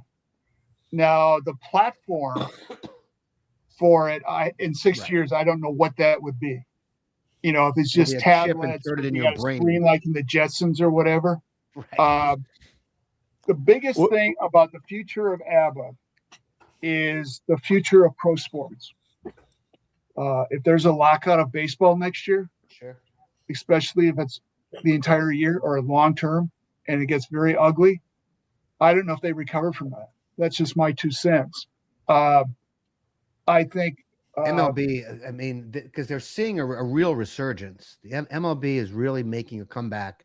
I was reading an article the other day that it's kind of come back to being the number 2 sport. For a while, it was, pro football and then basketball, but baseball, some people say is great. One of the greatest World Series ever will do that. Absolutely. Yeah. Yeah. And guys like Ohtani and all the young superstars. So I didn't mean to interject, but yeah, a strike would be the worst, dumbest freaking thing they could possibly do. Yeah. I just don't know what sports are going to be available. It would not surprise me someday. Well, the NFL is getting behind flag football. If it becomes 7-on-7, because of safety issues and lawsuits, whatever. But as the sports adapt, the games will adapt, right? Yeah, exactly. Yeah. But I have no idea who's going to be the owner in 60 years. I don't think any of us will be here. Daniel might. The reason that comes to me is if I played the game in 1962 for the first time, if you sent me the game today, it's essentially the same game. Yes. Yeah. And I wouldn't have to read instructions to play it again. Nope. That's why I said 60 years from now, the difference will be you'll be playing it on Mars. That's going to be the difference. In the golf club distance, this will be a lot more. Right. Well, it's interesting you raise that, Ron, because we do have a prototype of a golf game where it has the longer distances. And I watched a little bit of the Masters this weekend, and I was stunned that guys had a 130-yard approach on a par 4, or a 210-yard approach on a par 5 for their second shot. But the golf authorities in the UK and in the United States on the amateur side Oh, they gotta roll the balls back. Yeah. Yeah, the ball that new ball is going to be approved that doesn't fly as much, and they're going to do something with the clubs too. So because they don't want that type of game where you just bomb it and then do a Phil Mickelson and put it 5 feet away from the pin. So Rory missed every fairway this week and won. Yeah. So Ron, do a question for you for John? Yes. ETA on the football go? Nothing this year. Okay. Sometime in 27, hopefully. The biggest challenge with football is getting robust football coaches because that's much more complicated than baseball. Yeah. That makes sense. Daniel, how about you? Yeah, this is probably an unusual question, but John, do you have any contact with the owners of some of the other major sim games? I'm thinking like, Stratomatic, Replay, stuff like that. No, I did have with Jeff Downey, and Jeff was very generous with his time. He told me some of what goes on in this, these various communities more from the customer side. Or what people do on forums. And Jeff's best advice, which unfortunately I didn't follow, was he said, make sure nobody knows what you look like. Too late. Yeah. And, but I think I'm a big believer that rising water raises all boats. And I think that, and I've talked to T.S. Patrick about this, that, S.T. Patrick. Pardon? S.T. Patrick. All right. Sorry about that. I knew I was going to mess that up. That there are things that we all can do working together that can, raise the awareness. Yep. And I don't look at this as a documentary game. Yes. I've got guys that, love APBA, but I know they're not monogamous. None of my customers are. It'd be silly. It would be silly to think that. They work hard. So the biggest reason for that, Daniel, is we get unsolicited game proposals all the time, and we just return them. We can tell what it is, and we just return it. So you really, if you're doing stuff you don't want people to know about, you just have to keep it to yourself. So for that reason, and but I'm not opposed to it. I think it would be helpful. Like if you got guys that constantly, for lack of a better term, are ripping you off. They claim they don't get the product or whatever. That nonsense. There's some brothers that will. Brother A will use Brother B's credit card. You send them the product, and then Brother B says to his credit card company, I didn't order them. That's an illegal use of my card. Sort of stuff like that. And I think it'd be beneficial to share that information, with others so that they don't get taken advantage of. Yeah. So there's things we can do if we're so inclined. But no, I have never talked to Hal. I just sent him that smart email one time. For what it's worth, Fritz likes him a lot. So, all right. I'll ask the last question here. It's a very simple question. I know you say you don't really play the games. You don't get a chance to, but of the games, of the products that you put out, which is your personal favorite? I don't mean which is better than the other. I'm talking about which one is, and you'll probably say baseball, I'm guessing. Yes, and that's because it's something you can do like in 20 minutes or whatever. Right. When you're raising 4 kids, you're not going to get an hour to play something, but you might get 15 or 20 minutes somewhere, and it feels like baseball. The other games, baseball aside, our hockey game is the most exciting, closest to hockey, which is great to hear. But there's a learning curve, at least an 8-game learning curve to get up to speed with that. And that's going to be an hour and 15 minutes. Football is the same way. And people really love the football game. And especially love it. if you're doing that face to face, that's even better. Exactly. Right. Yeah. Right.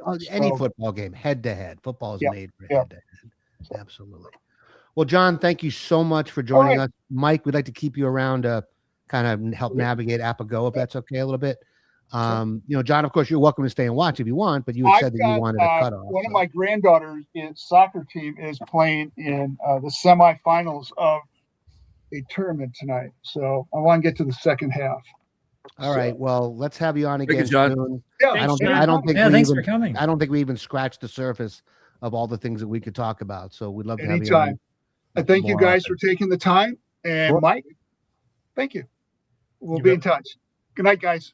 Good night. Night. Good night. Right. All right. That was phenomenal, guys. Oh yeah. I'm going to take my break to go grab something to drink. You guys talk amongst yourselves while I'm gone. In the meantime, Bernie, how are we going to do this? Do you want? I me can to load. I can load the game and then send you the invitation. Okay, I do that. Do that when I get back. Oh, Okay. here's what you could be talking about. Am I taking 23 or 24 Orioles? 23. They won 100 games. Right, that's what I thought. Yeah, yeah. You had me. I actually let no, a no. Yankee I was- fan. I had a Yankee fan tell me which Orioles team I should take. Are you logged in yet? So I don't know if I- you're on there. I was, but then I because I think it times you out. So let me log back in here. What's the name again? Mind blanker. I got you. I'll send you an invitation. All right, I'll be right back. Mark, if you don't mind, I'll go ahead and do a short recap on IndyCon. Oh yeah, please please do. go ahead. No, definitely. You don't need my Okay. permission, of course. Yeah. No, okay.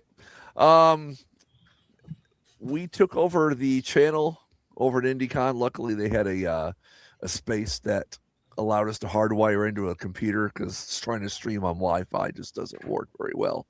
So Mike Canisteri and I did about an hour podcast live streaming from IndyCon. It was fantastic. This is the second year they've had it, and I've been there both years. Yeah, I think they had about 40 to 45 people there. And again, yeah, ST and Jen did a fantastic job of hosting. And for the first time this year, they actually had a separate table for who they call co-pilots. The wives and girlfriends and significant others actually bonded there. They had their own card game, going at the side table, and it was good to see that. But yeah, IndyCon, it was fantastic. There was my new baseball game was introduced, and there were a bunch of other new games that were being tested. One in particular was Round Trip Baseball from Stone Mountain Press. I was thoroughly impressed with that game. And Good to see Gary around again, John. Oh, Gary's a great guy. Yeah. Great guy. We sat with him for dinner at Mimi's after on Saturday night. He's a retired Marine, so it's we got a lot of military talks thrown in there as well. But no, that game is going to be a blast. It really is, and it should be out for the end of the year. So, and several people were up well past midnight. In the lobby, and the hotel was more than accommodating to us for taking over. And as a matter of fact, there was a younger male employee that was there when we worked. I think he spent more time looking over our shoulders at the games we were playing than actually tending time at the inside his little cubicle there for the when the customers came in. But I'd imagine for most people that they've never seen any of this. Yeah. no, you're right. And it's good, even if it's a couple people that didn't know what it was in the beginning, get that kind of exposure. I mean, everybody knows what sports is. Everyone's played a card game, even if it's rummy or go fish, and you just kind of marry the two together, put a couple dice in there, and it's something that brings those two worlds together for everybody. Mm-hmm. So, but no, it was good just to see people. Like I said, it's you spend more time just kibitzing with people and having conversations and catching up than you do actually playing the games. So Awesome. What I miss? No, just an IndyCon recap. So it was fun. You had a great time. Oh yeah, it was a blast. Good. It was a Well, blast. we need to go over some general rules for the game. All right. I'm going to bring up. I guess what I need to do is I need to share my screen, right? Yes. All right. Let me do that.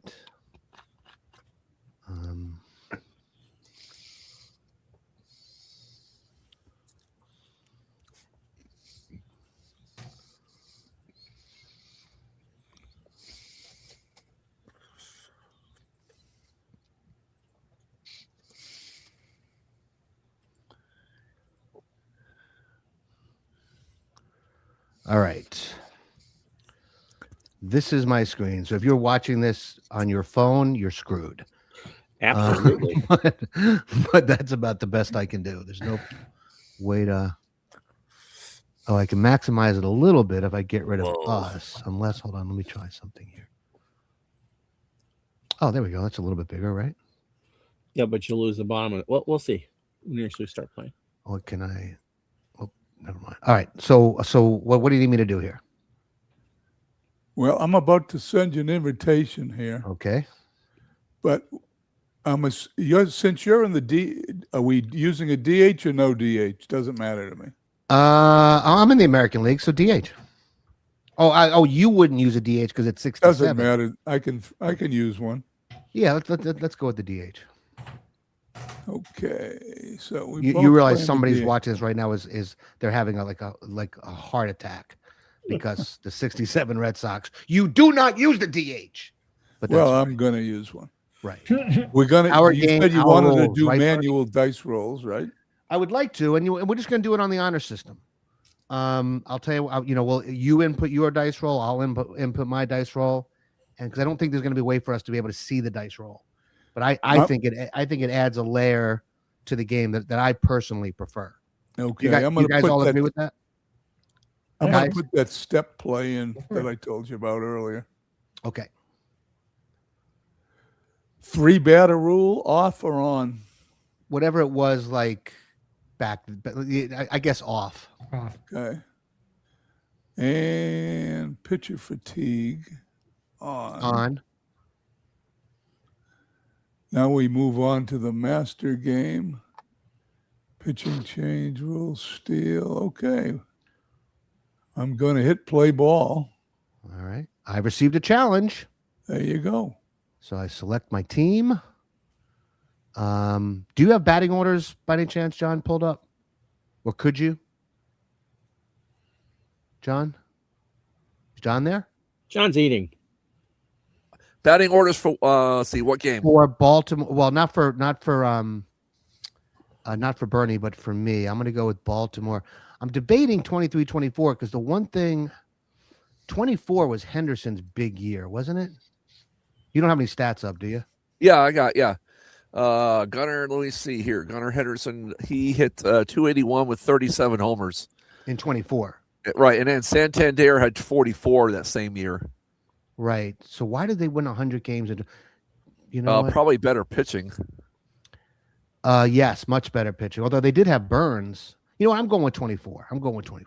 All right. Even though it's not as good a team, it does give me Corbin Burns as my starting pitcher. Yes. So I'll take that. All right. Play ball. So, Mike, what got you into APBA GO?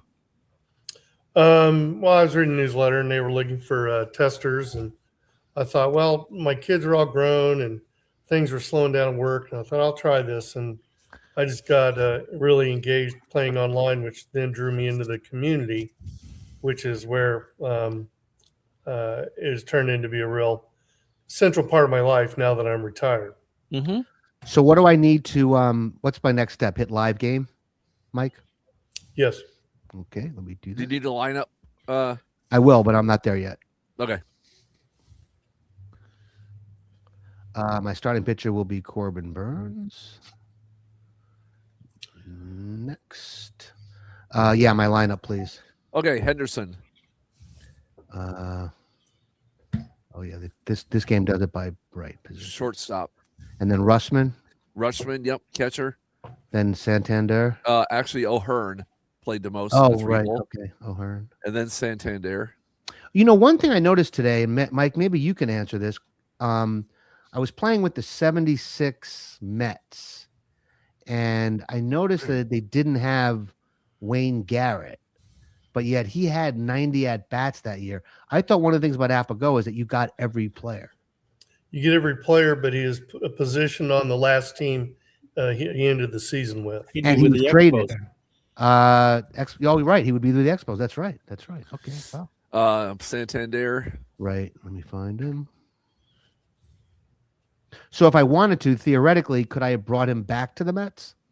Yeah, you can set up a custom team and set it up the way you want.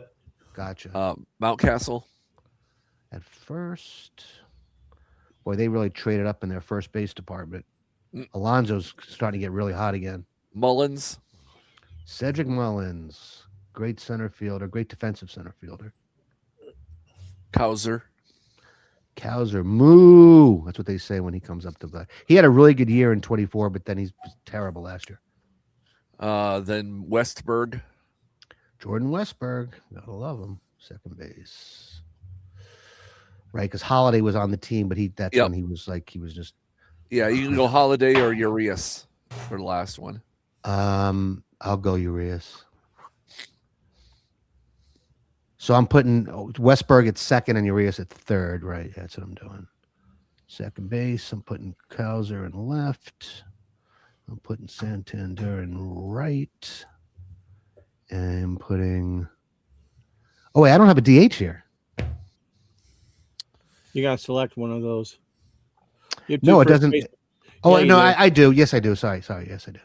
All right. So then we go in right field. Oh, O'Hearn is the DH. And Mullins is in center. Then I hit next. And what's next? The game's going to pop up. The game is up. Ron, you want to do your thing? I could try.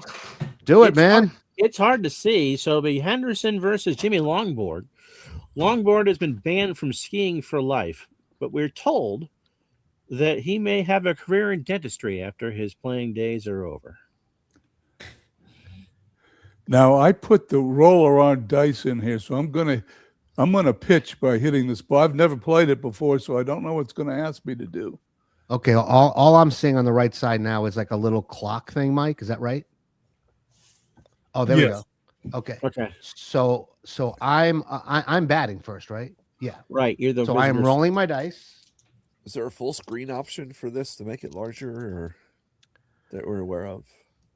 No, I'm sorry, guys. There just isn't. Okay, no, it's fine. I don't know. I'm just wondering if all this black space was the same on. Yeah, it is. Computer screen. Okay. Oh, I see what you mean. You meant full size in the game. Is there a way, Mike? No. Well, because you're using this streaming platform to communicate with each other, that's why it's showing up like that. Normally, it's full screen. Well, but I'm not seeing it full screen on my in my browser. Well, that's I don't know. That's odd because I see a full screen because I get it up in another window and I can see a full screen. Could that be because I'm sharing it? Maybe. Yes. Okay. All right. All right. Gunnar Henderson leading off, shortstop. And I have a.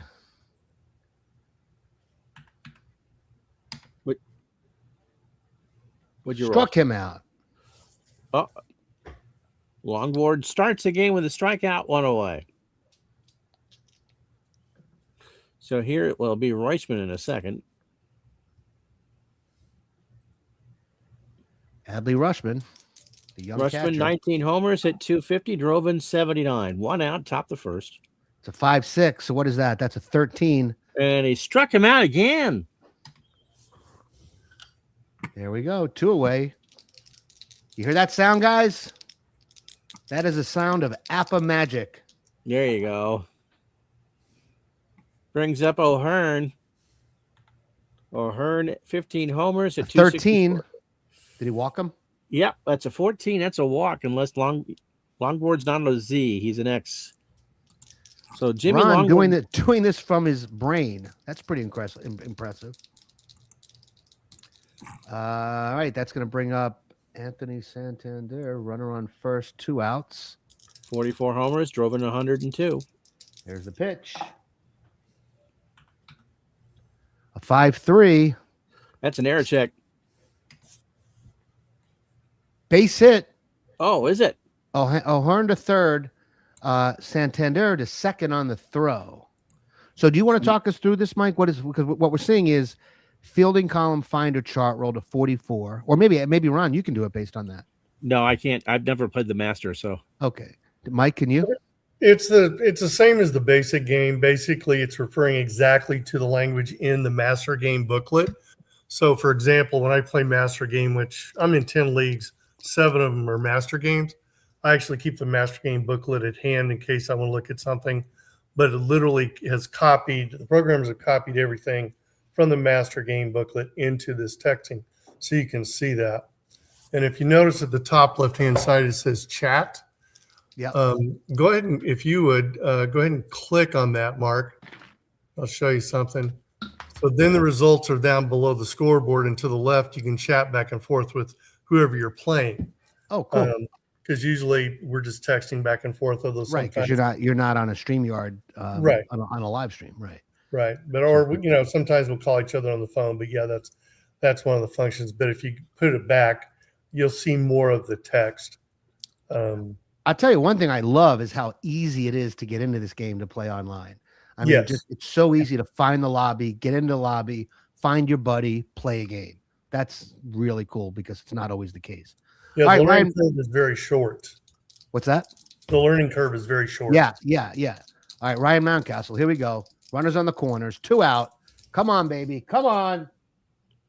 I think that's going to be good. Oh, I know it's going to be good, actually. A 2-2. Doubles. Second column, re-roll. So in this case, I just hit enter, and then it re-rolls it on its own. Yes. Yeah. Doubles in the right, and it's 2-0. 2-run score. There you go, baby.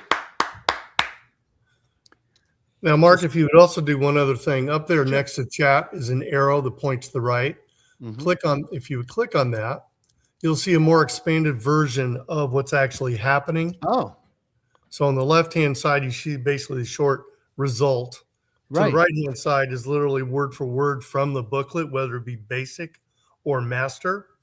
And for those really who play all the time, you don't need to look at that. But sometimes on a more complex play, it's very helpful to look at that and see what exactly the heck's going on.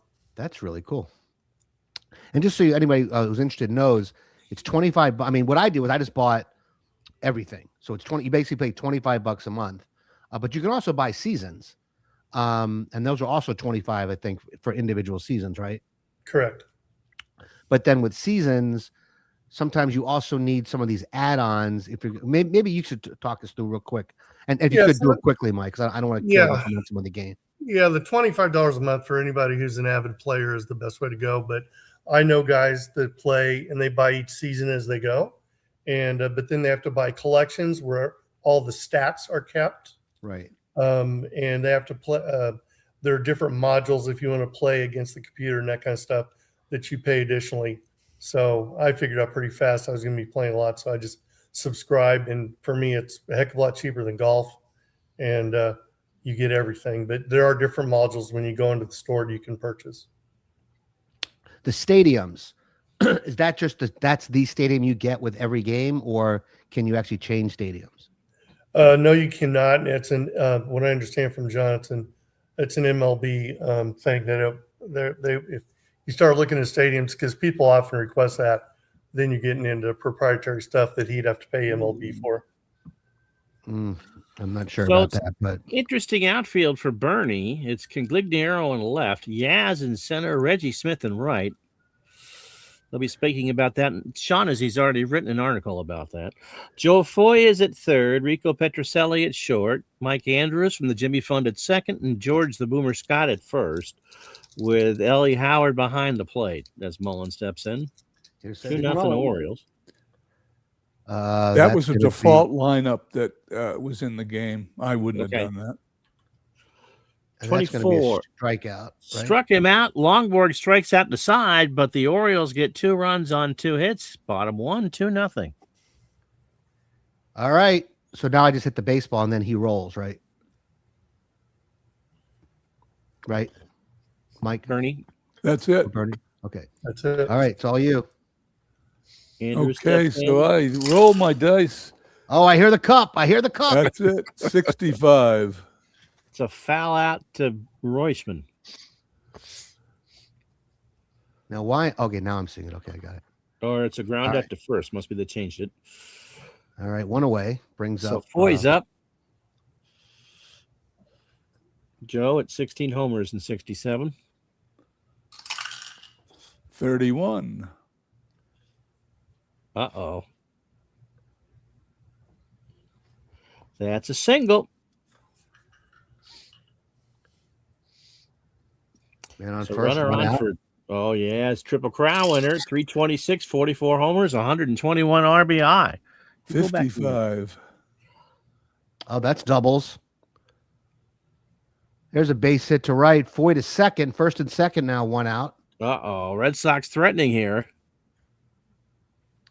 Oh, I could try to throw him out. You want to attempt to throw at a runner? 63% chance. No. So Foy on to third. Runners in the corners for Tony C. 20 homers, Pretty fun. 287, drove in 67. 36. Let me know if there's anything interesting happening in the chat. There's always interesting things happening in the Okay, chat, we but need to lay down. specific.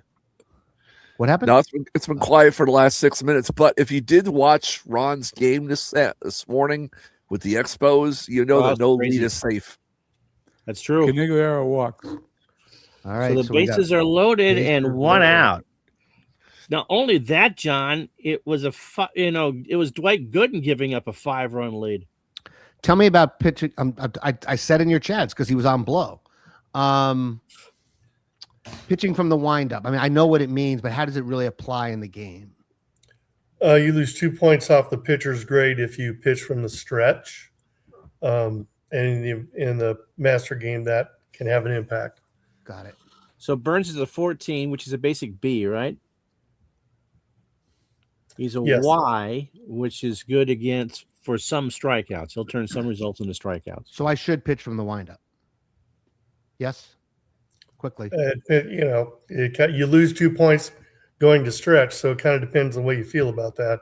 Get a fast runner on third. A lot of times you pitch from stretch. You know, slow runner on third, you're not as worried.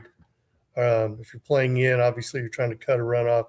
If you play deep, you're hoping to turn a double play with one Well, out. yeah, I'm going to play deep. Yeah. Yeah. So, I mean, it's just normal logic.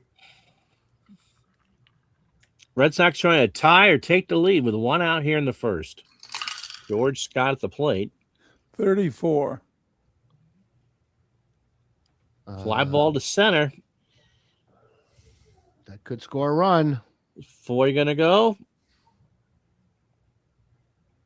Are we just what do waiting you- for the game engine now? Or why does it seem slow? Depends on what's happening in the other player's screen. Got it. All right. So he's going to hold it third. 2 He away. held. Brings up Rico Petrocelli.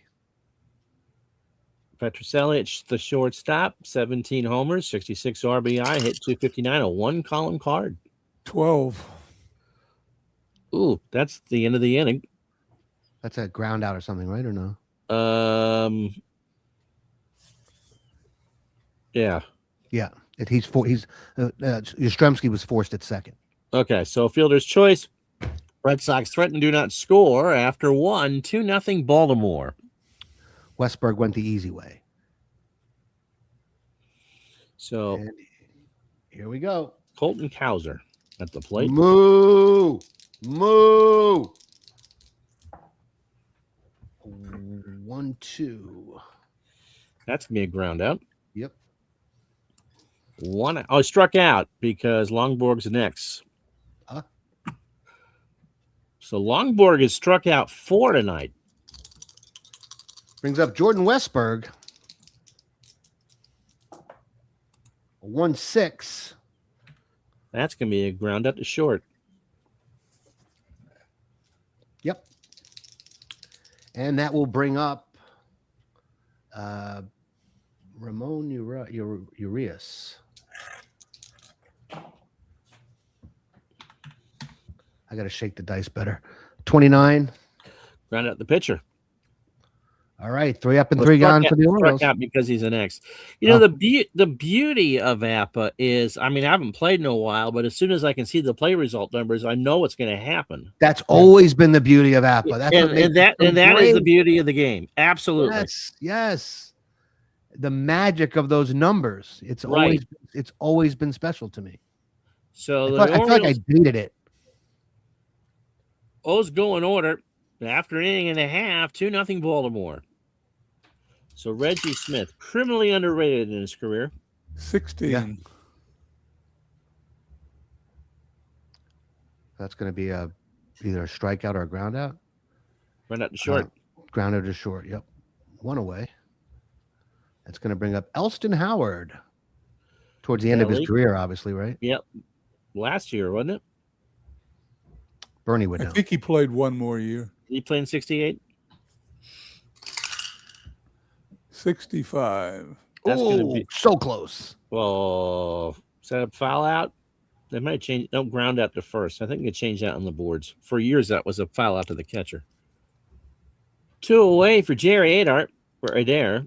How do you say that, Bernie? He actually played for Jerry the Adair he played for the Orioles. He was traded from the Orioles to the Red to Sox in the Red Sox 67. in 60. No, I think he was traded in 66. No, he was traded in 67. Are you sure? Well, maybe he Positive. got hurt in 66 because I'm doing a 66 replay, a Orioles replay, and he's there early on, but then he's gone for the rest of the season. No, he was traded in 67. Well, so I'm saying maybe he was on the DL or something in 66 because it's at some point he's no longer on the roster for the Orioles. So yeah, that's probably what it was. Red Probably Sox hurt. made a lot of moves in 67. Oh, on the floor. We got to pick that up and put it in. Okay. Foul ball. 65. Again. You've got a lot That's of with six- it hitting the floor. That's it. We've played 2. Red Sox go in order, 2-0 Orioles. So they flipped the lineup. Gunnar Henderson. 2-6. Struck him out. How many 6 for strikeouts is that Longboard. for Longboard now? Yeah. Brings up Adley Rushman. There's my cup. We're doing the cups. We're doing the cups. Someone's got an old Yahtzee cup they could use too, right? A Yahtzee cup is not the same as an Apple cup. No, the Same Apple cups are sound. small. A 1-1. That's going to be good. 6, that's a double, right? Doubles to right Double to center. right center. Third hit Rushman. for the Orioles for O'Hearn. This is fun. I'm glad we have this channel.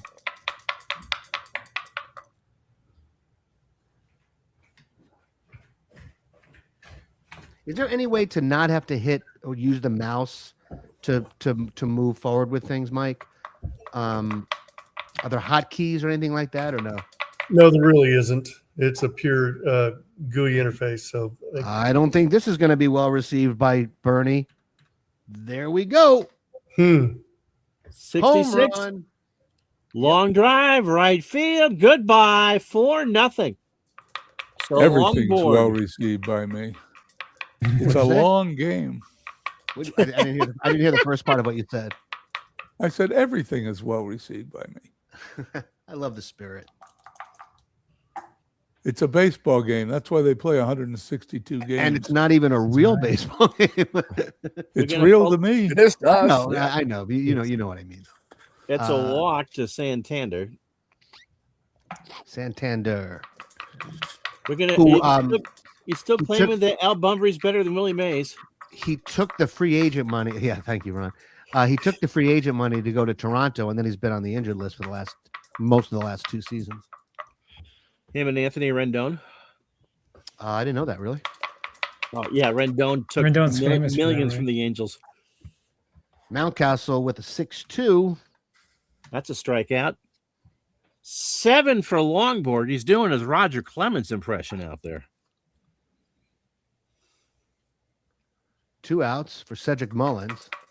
Mullins 0 for 1 with a strikeout. Mullins 40. I have no idea what that is. Singles to right. Santander scores, and Mullins is second on the error by Reggie Smith, and it's 5-0 Baltimore. It's a blowout. Here's the move in.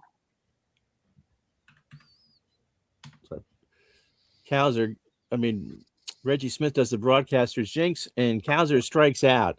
So Longborg has struck out 8 of his 9 outs, but he's given up 5 hits. I don't think I've ever seen that in my entire life. Anything close to that. It's crazy. And it's 5-0 Baltimore, bottom 3. So here's Mike Andrews. No relation to Judy or Julie. 61. That's a 36. I'm dying. Is that a ball? Single. Yeah, he's a single because he doesn't want to mingle. Up the box. 3rd hit for the Red Sox. That phrase is copyrighted, right? Yes, I believe so. I will pay him later. 55. That's a good thing for the Red Sox. Yeah. An 8. Nope. No. Because Burns is a 13. A B stops an 8. High fly ball to center. Arias is there. And Andrews will hold 1 away. So that is a testament to improvements or changes that have been made to APBA over the years. Because remember, the thing about APBA for some people is that the pitcher didn't affect the game enough. But in this case, that's clear proof that he does. Right? A C stops a 9, a B stops an 8, and an A stops a 7. That's huge. Yeah. Fun game. Here's Yaz. 24. Struck him out. Burns with the big K. Shaughnessy with the big column. 2 out for Congligliero. Who walked his first time up. Andrews on 23. first. That's a 12. You ground out to the first baseman, right? Wow. You are amazing, Ron. That's been a while since I played you. What a pitcher you got going. What's so amazing. Burns is good. Burns is real good. Red Sox have 3 hits, but they haven't scored after 3. 5-0 Baltimore. So Westberg leads off. Poor Jim Longborg has struck out 8. But there's a 5 spot on the board for the Orioles. 4-6. Struck him out. That's 9 for Longborg. Getting help from that with that X too, Bernie. This is unbelievable. Yeah. Urias. Took me 4 years to figure that out. 3-2. Ground out to second. On the 26, 2 out. Longborg could use in the 4th. Longborg could use it in easy inning. Henderson has struck out twice, by the way. All right, come on, Gunner. Come on, buddy. Oh, there's a 2-2. That's a second column roll, and that's going to be a single to right on the 7. And if you're new to APBA, on the second column, the pitching grade doesn't matter. The result is the result is the result. All right. So 6th hit. Brings up Adley Rushman, who has struck out and scored. And he had a double. Okay. 6-5. That's the foul out to Elson Howard. There's the foul out we know and love. It's amazing the number of 65s have been rolled in this game. Longborg works out of it. Orioles have 6 hits after 3.5. 5-0 Baltimore.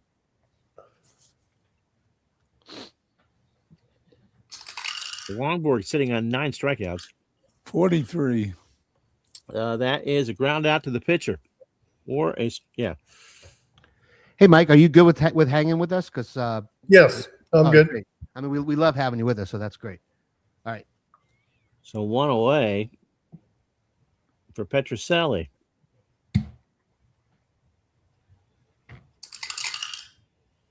$24. That is a strikeout. So Burns is fan only 2. for Reggie Smith. 54. That is a fly out to right. I am not getting good rolls. You've not had a lot of good rolls. Red Sox go in order after 4, 5-0 Baltimore. So here's Longborg. He has struck out 9 through the first 4. Here's Ryan O'Hearn. He hit the 2-run homer. Okay. 5-5. That's the second. That's an 8. Is that going to be a single? Nope. Flies out to Reggie Smith. Oh. Longborg took that one away. That's, again, a pitcher thing. Yep. Anthony Santander. 2-3. 2-3. That is ground ball to first. 2 out. Longborg is settled in here, but he trails 5-0 here in the 5th. Ryan Mountcastle. 6-4. You got to change the batter first. Oh. That's a strikeout. That's 10 for Longborg. That's got to be close to his career high, Bernie.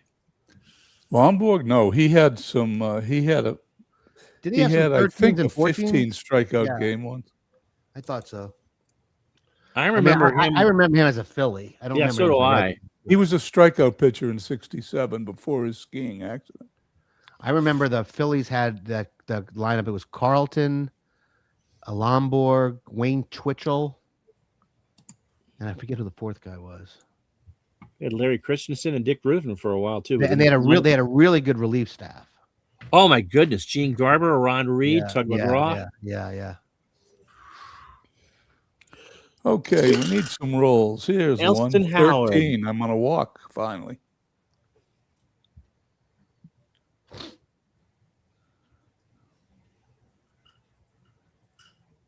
Millard pops out to the catcher on the 22. Yeah. So 1 out for Adair. 55. That's going to be a hit on the 7. 4th hit for the Red Sox How about 2 in a row here? for Mike Andrews. 43. And that's not a hit.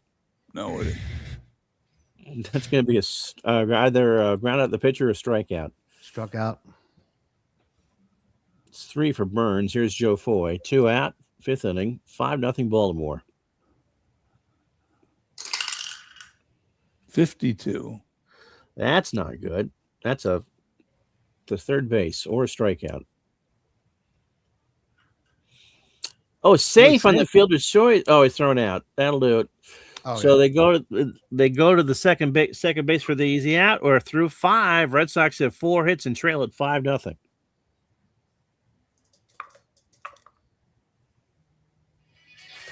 Frederick Mullins. Did I just hear like rally music or something? Yeah.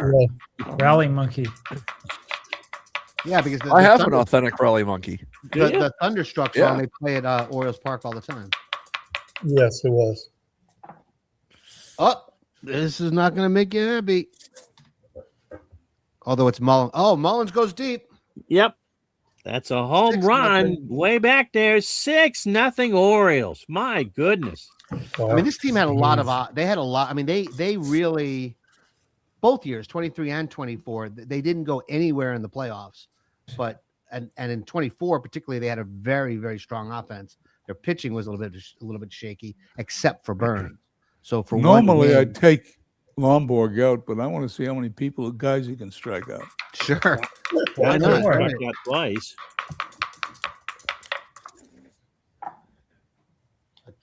2-4. Oh, It's going to be a strikeout. no, it's actually 2-4. Yeah. On the Strikeout. 13. So that's 11 for Longborg. Here's Westberg. It was 0 for 2 with a strikeout.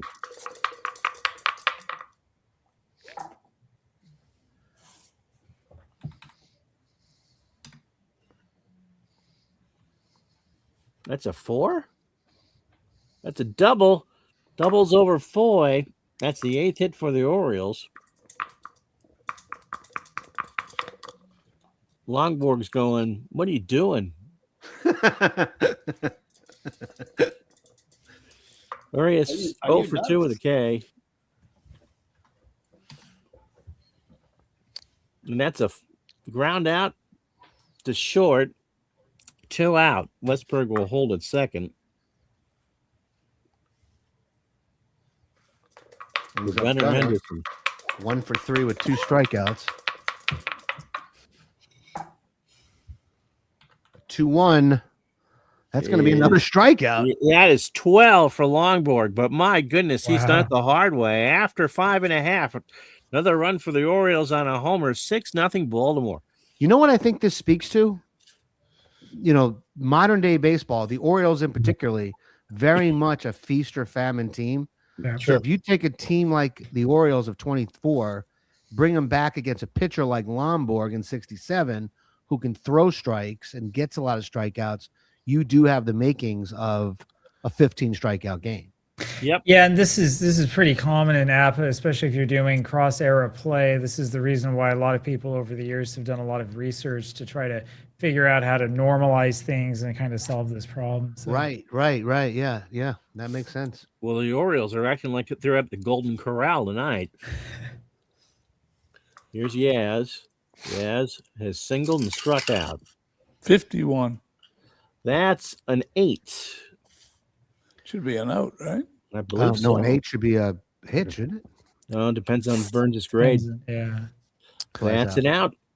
Burns. So, Mike, is that something that you've encountered? What Daniel just brought up? Because I think it's an interesting point. As far we as don't crossover stuff. Of course, the leagues I'm in, my earliest league is now 1918. My latest league is 2025. I'm in 10 leagues across those eras, so they all play a little bit differently. Obviously, 3-outcome baseball has been the thing for several years now. So when you play cross-era, it gets a little screwy. But the reality is that, to your point, feast or famine. One of the things I'd point out is that the pitcher's grade changes with every batter. If you see his number there below Burns, it says PR, I think, and then 14 because I can't read it. Yeah, it says PR. I'll tell you, it says PR 14. Yeah, so he's pitcher, right-handed, and he's a 14 grade because he's facing the Yastrzemski. At the bottom of his card, you'll see his platoon effects. So the SA, and what is that, 6? Minus 3? Minus 6 and plus 0. Okay, so plus 0 means there's no change if it's a right-handed pitcher. Got it.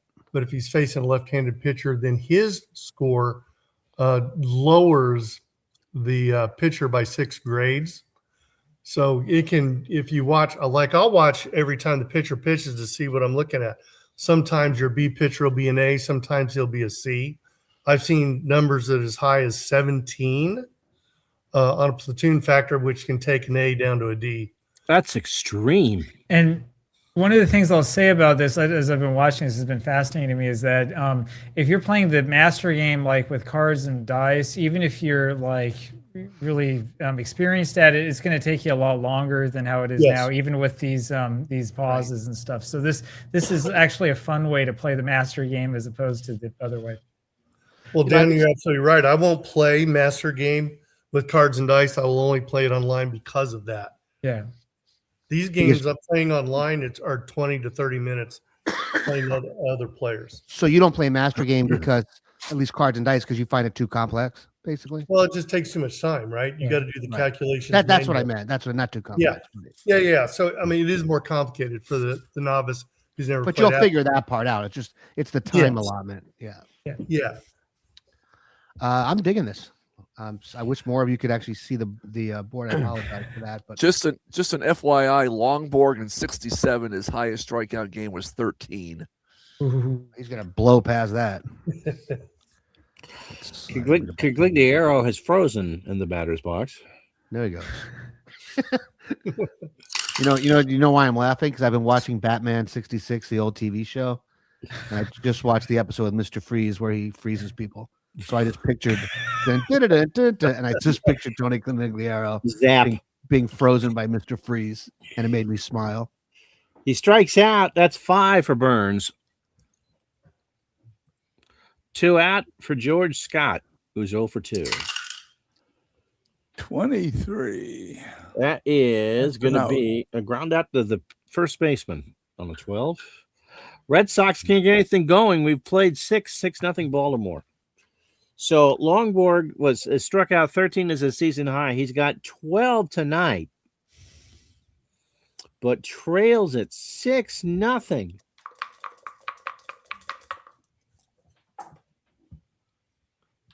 4-5. Going to be a walk. It's the first walk tonight, isn't it? First or second? Here's O'Hearn. O'Hearn has a homer and driven in 2. Hit the start button. Sorry. A 6-1. 6-1 is a 37. Wild pitch. Rushman to third. Wow, 6-1. did he advance 2 bases on a wild pitch? Yeah, you can do Rare. that in the master game. That's a rare. That's it's really rare, yeah. All right, here's O'Hearn with the Rushman on third. Are you playing the infield deep, or do you want to play them in? All right, I guess I'm playing it deep. What's 1 run in a 6-0 game? Rather get the out. 2-2.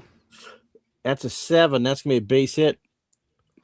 7 up for the Orioles. Okay, Lomborg.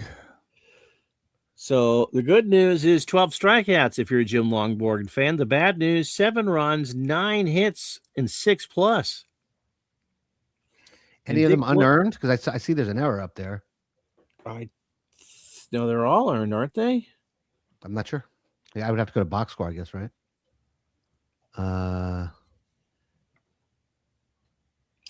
Up to home. There you go. Yeah, I see it.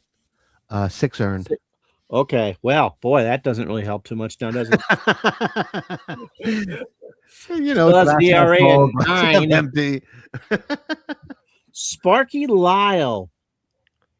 Pre-facial hair coming in. He's a 20 XY. So talk me through what those numbers mean, because I know basic APBA. Either Mike or Ron, when I look at Lyle's card and I see those numbers, what am I looking at? And those letters. The letters are for strikeout. So XY means that any chance. So an X, I believe, is what, 25, 27, 29. It turns and that's in the basic game too, right? Right. Yeah. Okay. It turns ground outs into strikeouts. So the Y would turn the result into a strikeout. The grade, I believe, and Mike or Daniel can correct me if I'm wrong, that number translates into a letter. Yeah, basically, let's see if I can remember the range. 20 is generally like a grade A in the basic game, and the higher the number, the better the pitcher. Higher the number, the better. Yeah, it goes up to 30 is the highest, which would be an A, B, and C, I think.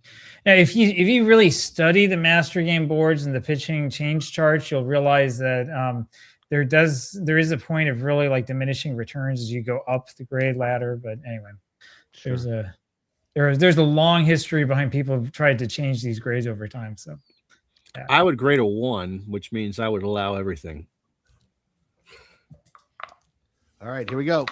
Anthony Santander. He is 1 for 2 with a walk, and he scored twice. There's the pitch. And that is going to be a 5-2. Going to be a ground ball to that's my strikeout. Is that 13? Oh, wow. Yeah, I struck him out. No, because it's 27. No, but it's Lyle. Because it's Sparky, it changes that double play into a strikeout. Oh, So sometimes it can hurt you to have the strikeout. But what they're trying to do is obviously you're not going to put as many balls in play because he's a strikeout pitcher. all right. That'll bring up Ryan Mountcastle. 1 for 3 with a double, couple of RBIs. He struck out twice. 1 out, top Mountcastle 7. actually is on a 60-day DL. Colts 7, Patriots nothing. A 1-6. That's a ground ball to short. They get the fielder's choice. O'Hearn Right. out at second. So That would be the the- Ravens for 23. Oh, come on. So the even numbers on those ground balls aren't affected by the strikeout letters. It's the odd numbers. So 23, 25, 27, 29. 5-2. Just like that, struck him out. That'll do. Orioles get a run. We've stretched time here at Fenway, 7-0. You gonna sing? No, Can you take me out to the ball game as Neil Sedaka? no, No, not happening. no. I think All they right. sing in Fenway in the 8th, and the organ plays in right. the 7th. They do what? The organ used to play in the 7th inning. When do they do Sweet Caroline? Oh, they started that way after I left Boston. Yeah, but Yeah, that's a more modern thing. that's their 7th inning thing, isn't it? No, Sweet Caroline's in the 8th. Oh, So Petrocelli, Smith, and Howard will face Burns here in the 7th. 16. It will be a ground ball to Henderson, 1 out. These are horrible dice rolls. must be the cup. You're using the original cup from 62 there, Bernie? No, but I should have. 64. It's Reggie Smith. Struck He's him out. Ellie Howard. He's 0 for 2. What's Burns have for strikeouts? He's got 5, 1 walk, 4 hits. He's pitched really well. He's Burns, Corbin Burns. He had a great year. I mean, he was a great pitcher. He actually, unfortunately, he went to Arizona last year and he got hurt early, and again he's hurt this year. 24. He's got to be out. Struck him out. Jinx. Wow, dude, the Red Sox go in order. We go to the 8th, 7-0 Baltimore. All right, here's Cowser, the left fielder. Ooh. 0 for 3 with 3 strikeouts, which is Cowser. Yep. Longboard fanned him 3 times. 5-6. Struck him out Struck him again. out. Is that the platinum sombrero? What That's happens the if you strike out 4 golden times? sombrero. No, 3 is golden. Oh, If you do it 4 times, it's the platinum sombrero. It's called the minor league sombrero. Westberg, he's 1 for 3. But looks like he doubled and struck out. 6-2. That's going to be a And he'll strikeout. go down again. So Sparky has struck out 5 or 4. So the Orioles have, 17 in the game. yep, Yeah. but they lead at 7-0. So the manager this time, Brandon Hyde, who actually he won manager of the year in this year in 24 he won it, I think, or 23. I think it was actually 23. He's got to be happy with his team, but then he's like, hey guys, you don't have to swing at everything. Howard Cosell, this is just an abomination. How can you have 7 runs and strike out 17 times? It goes against the spirit of the game, Gifford. That's pretty good, man. That's good. 3-6. That's Another struck him strikeout. out on the 33. So 18 strikeouts. What do you think of that? Is it actually 18? I believe it is now, yeah. I mean, Sparky, I believe, has retired everyone by way of the K. We go to the bottom of the 8th. Ravens 7, Patriots nothing. That better, John? 35. 35 is going to be a 9. Is that a nope? Flies So- out to center. So Burns turned that into an out. Throwing a 4-hitter for Mike Andrews. How long are you leaving Corbin in? 52. I'll go all well, the way. he's pitching great. Yeah. A 4-hit shutout. For Well, he's not going anywhere. That's a ground up to first. Didn't know what the fatigue was with that. How that works in the Well, master. actually, The can you Q guys rating. tell me the Q rating? Q rating, yeah. So what does Q3 mean? Trying to remember. It's like- Mike Oh, probably great. knows. 21 here, so it can't be too bad. I mean, I think he did have 1 or 2 complete games that season. He deserves this one. 2 out in the 8th. Here's Joe Foy. He's 0 for 3 with a single, 13. Struck which him out, is a right? walk. Oh, that's a number 13. It's a walk. 13's always a 14 most of the time. I think Yeah. 99% of the time. So here's Yaz. 2 1 out. for 3. He has singled and struck out. 25 on this year. That's not That's gonna got to be a That's an 8. That could be a hit. That Nope. is a No. ground ball to Mountcastle, and Yaz gets booed. We go to the 9th. 7-0 Baltimore. Yeah, I'm ground ball to getting my Burns. ass kicked here, Mark. Ground ball back to the mound and then threw over to mound. Right. All right, here we go. So Wait. Lyle has struck out 5 of his 6 outs have come by way of the K. In Steve Tate's Legends Diamond League today, I won my division. Congratulations. Awesome. So I'm not doing well in this game, though. That is one of the most fiery Discord channels I've ever been a part of. That is the nastiest Discord. Well, I was channel I've ever seen. trying to be polite, but It is. If you have thin skin, fiery. if you have thin skin, you're not going to last long on his channel. No. It's like boot camp for. Well, I'm gonna leave it there. It's a tough. It's a tough place. Let me tell you. It took me a long time to get used to it. Struck him out at 6 for Lyle. Wow. And what, 19? If they He's struck out faced, 19 so tonight? he's faced 7 and he struck out 6.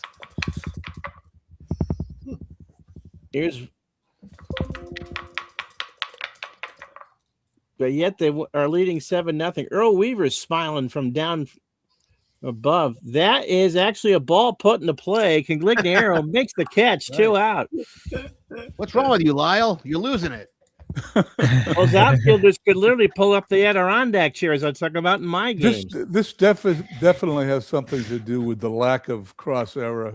Yeah, no, it does. And when we finish the game, we should talk about that a little bit. But I'm really enjoying this. This is a lot of fun. Here's Ryan O'Hearn. Probably more than it's fun. A 5-6. A 27. That's gonna be a strikeout. So Lyle strikes out 7 of the 9 men he faced. We go to the bottom of the 9th. The Orioles 7, Red Sox nothing. Can Burns get the complete game? I Corbin. bet he can. Making analytics people go nuts. They're pulling their hair out. 62. Struck him out. Burns is fan 7. He feels like a piker out there. I can't wait to see the box score. Here's the Boomer, 0 for 3. 7 runs, 9 hits, no errors for Baltimore. 51. If it's an 8, he's out. It's an 8. And he's out. Flies out to Santander. 2 out. Last chance saloon. Oh, by the way, 7 to tie, 8 to win with 1 out to go. Thank you, Ron. For Petrocelli. You're going to swell Mark's ego even there, Bernie. Look, I wanted to do this the whole game. Petrocelli's up. Yep. Petrocelli is slow. One of my favorite pinch hitters of all time. Dun, dun, dun, dun. Yeah, I'm curious to see who this is. Willie Mays. Dalton Jones. Oh, Dalton Jones. Wow, I've never heard of him. Really? Actually, he lived in Vermont for a while. He was friends with my best friend from high school. How many years? Red Sox only, or? He played for Detroit too, I think. He was did the Jimmy Fund thing with Mike Andrews too, right? I don't remember that. I mean, I'm too young, obviously, to remember 67. And then when I was a kid, I was National League guy because I was a Mets fan at that time. So I didn't know the American League as well as I knew the National League. So Dalton Jones, last chance saloon, hit 289, 3 homers, and 25 RBI. 31. Won't help. He's a 9. That might actually be That's a single, base right? hit. My cat. No. Nope. Nope. Back to the mound. And Corbin Good job. Burns 7-0 goes the shutout. distance. The 24 Orioles win 7-0. 7 runs, 9 hits, no errors for the Orioles. No runs, 4 hits, 1 error for Boston. And how many strikeouts did the Red Sox get? The Red Sox got 19. 19 strikeouts. 19 strikeouts, 3 walks. Wow. And they lose 7-0. Yeah, they gave up. That actually Two sounds homers. like a Red Sox game. So close game. I'll come back. All right, in. that Thank was you fun. very much, Mark. Yeah, that was great. That was Oh, fun. thank you. Are you kidding me? That was amazing. Get rid of the game. There we are. All right. That was fun. I gotta It say was that fun. was a lot of fun. It's $25 a month, and you could make the case, well, that you end up spending a lot of money. But first of all, you can turn it on and off. If you're in an APBA mood, play some APBA.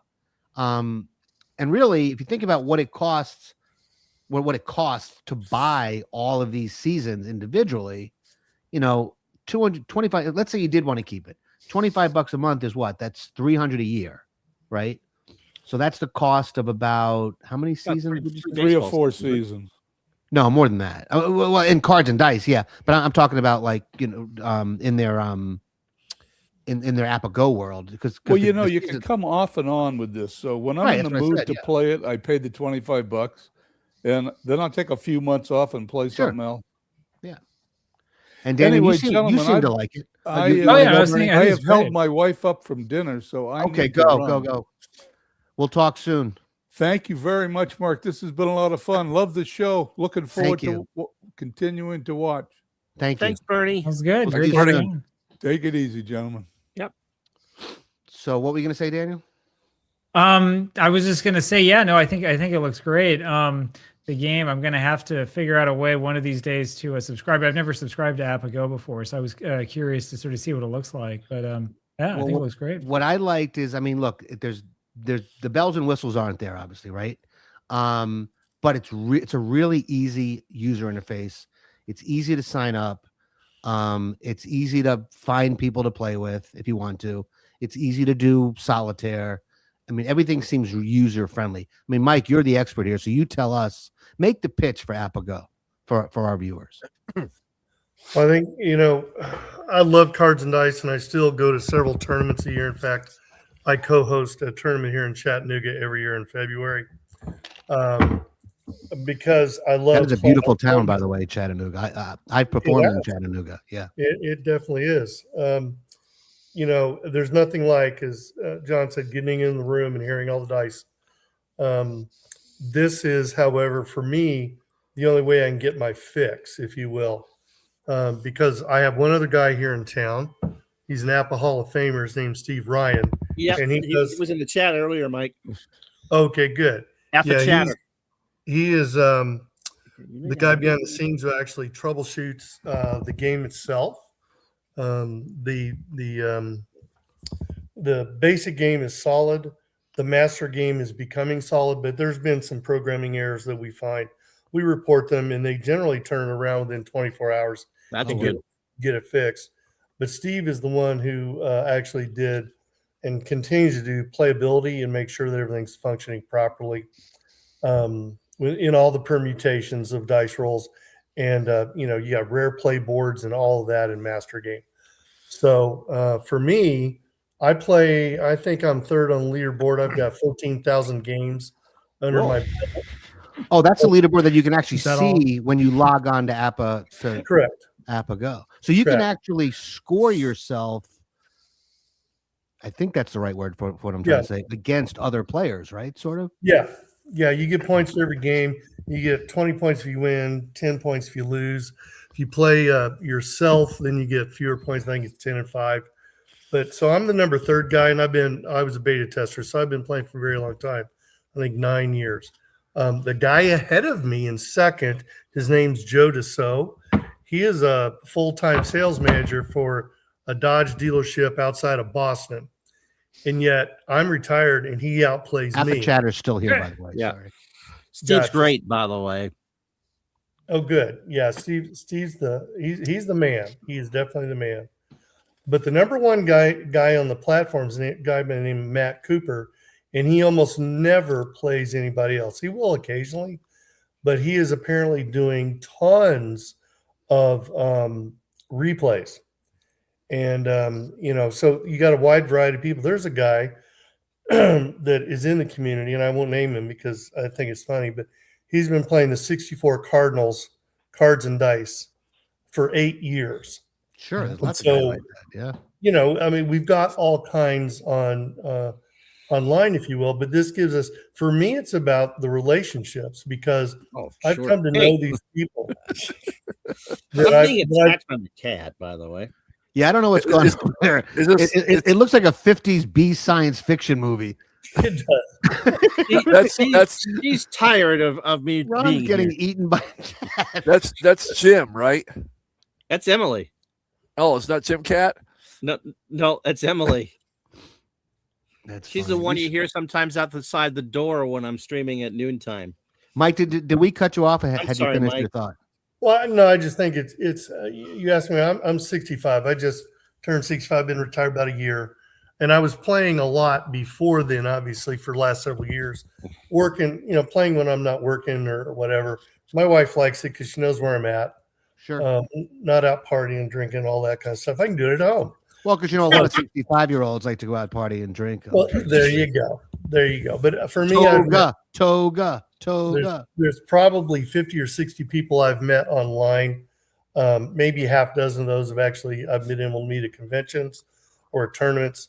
But there's a guy in Texas that we play with who is a homebound, and yet he plays every day. It's a real outlet for him and keeps him connected because then we create relationships and we're talking to each other and how's it going and all that kind of stuff. So well, you're speaking this channel's language and this documentary's language. I mean, that's exactly what we talk about is the camaraderie, the connection, the positivity of what these games can bring. You know, Ron and I become friends. John and I have become friends. Daniel and I are becoming friends. They're becoming, you know, and it's all about building that, you know, that community and having a good time and, you know, enjoying the best that this hobby has to offer. Question for you. With APBA Go, let's say I wanted to put together a tournament. I wanted to grab Daniel, Ron, John, you, and do like an 8-team tournament that we play out over the course of 2 nights. Can I do that in APBA Go? That functionality theoretically exists in APBA Go. I don't know they've ever gotten it to fully function. Typically, we do tournaments all the time. There's a couple guys really well known for doing tournaments, and basically on APBA Go, you mean? On APBA Go, but they just they'll use they'll just do a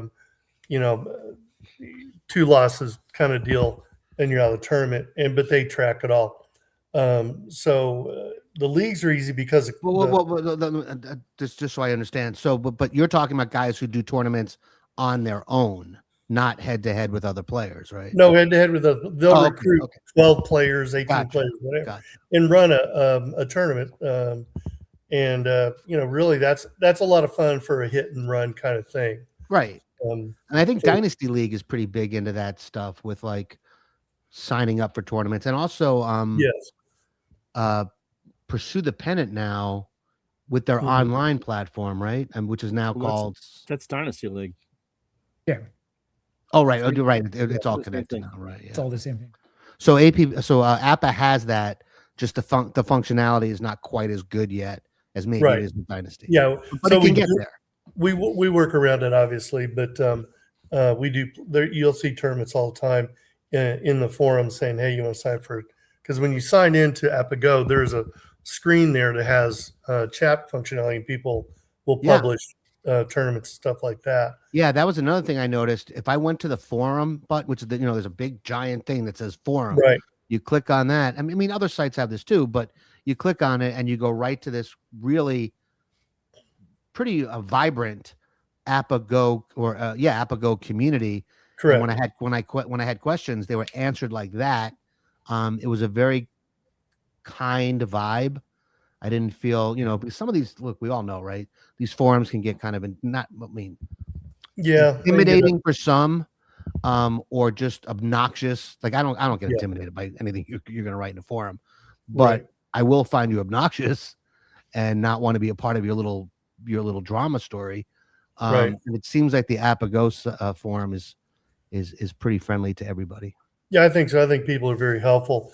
Actually, in that forum, there's a section for Jeremy, who's the head programmer, And so Yeah, there's he lots of responded to me actually. Yeah. he'll respond directly to people who ask questions logically. And, sometimes the answer is no, not going to do that yet. If somebody Right. asks for some functionality that is not in line, because he works for John. So John sets the marching orders. Right. But he is very communicative, and I've met him a couple times at the convention. So he flies in from Canada, and the interesting and funny thing is of course the programming team, which Steve kind of keeps in line because he's the expert. He works for them. They're all Canadian, and not to disparage Canadians, but I'm not sure these guys can even spell baseball on some days. So not to disparage Canadians. these Canadians Oh, don't know baseball. Okay. Yeah, so let's put it that way. Can you guys see Ron's cat? Ron's cat is demanding Ron leave. Look at That's that. One of her nicknames is Second Wife Daughter Cat, and now you know why. Wow. I like that. Well, this has been by far our longest we're live up to stream. she's And really... we've kept viewers, Way throughout the past their whole bedtime. right. And but we really appreciate the fact that you've stuck with us for so long. 2 hours and 40 minutes, and as many views as we've gotten, and as many people that are actively watching. It's really great. Before we sign off, I just want to remind everybody, the documentary is where this channel was born from. The idea of doing this documentary, Box Scores from the Basement, celebration of sports and gaming. To do that, we're going to need the help of you, the community, and guys like John Herson and other game developers, and really do something truly artful and creative for the hobby. And if you'd like to find out more, if you'd like to be on our pre-launch list, and what that means is you give us your email address, and then as we move closer and closer to the funding round, you'll get periodic updates that'll tell you, hey, we're 2 weeks out, we're 3 days out, we're 24 hours out, so that when we do launch the funding campaign, if you choose to contribute, and that contribution can be $10, $20, $50, whatever is comfortable for you, but getting that contribution early will really, really help us. That's really important for any project in terms of its chance for success. So play ball at boxscorefilm.com. And hopefully by next week, we're going to have our website done and ready to go. I really would like to make that happen, guys. And we'll talk about that off air. Play ball at boxscorefilm.com. Just send us an email, give us your name, your email address, say, hey, I want to be on your pre-launch list, and you will get on that list. And it's growing. More and more of you have signed up for that, and it's really helpful, and it gives us a sense of how much kind of buzz there is in the community for this project that we're really passionate about and that we're looking forward to putting together. Mike, thank you so much for joining us. Mike. You're great to talk with, and you taught us a lot. And I'm excited about APBA. Daniel, last thoughts on APBA Go? Anything final, Daniel? But besides the fact that you're going to get it, right? Daniel, can you hear me? What was that? Sorry about that. I just missed it. Well, what's funny is because we can see you, you're looking at us. So I think you're alive. But clearly you were looking just below us at something else. I was looking just below you. So it Yeah. looked like you might have just been frozen by Mr. Freeze. Ah. Along with Tony Canigliaro. Final thoughts on APBA Go, the conversation with John, which I thought was amazing. Yeah, no, I don't have any more thoughts on that. I thought it was great. Yeah. Yeah. John, Ron, anything final to add? The bringing Seitz's kid in the room, or adult child in the room, as people are playing the creation of his father was a very powerful visual. Yep. Mm-hmm. John?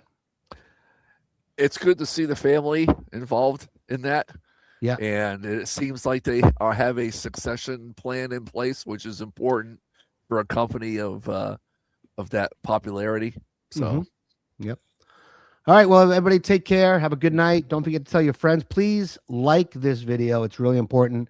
There's a bell that will give you notifications of every time that we are ready to go either live or record something. So please hit that bell. Pass it along to others. It's been a great time, and we're going to sign off. Take care. We'll talk to you all soon. Thank you very, very Thanks, much. guys. Good night. Really appreciate it.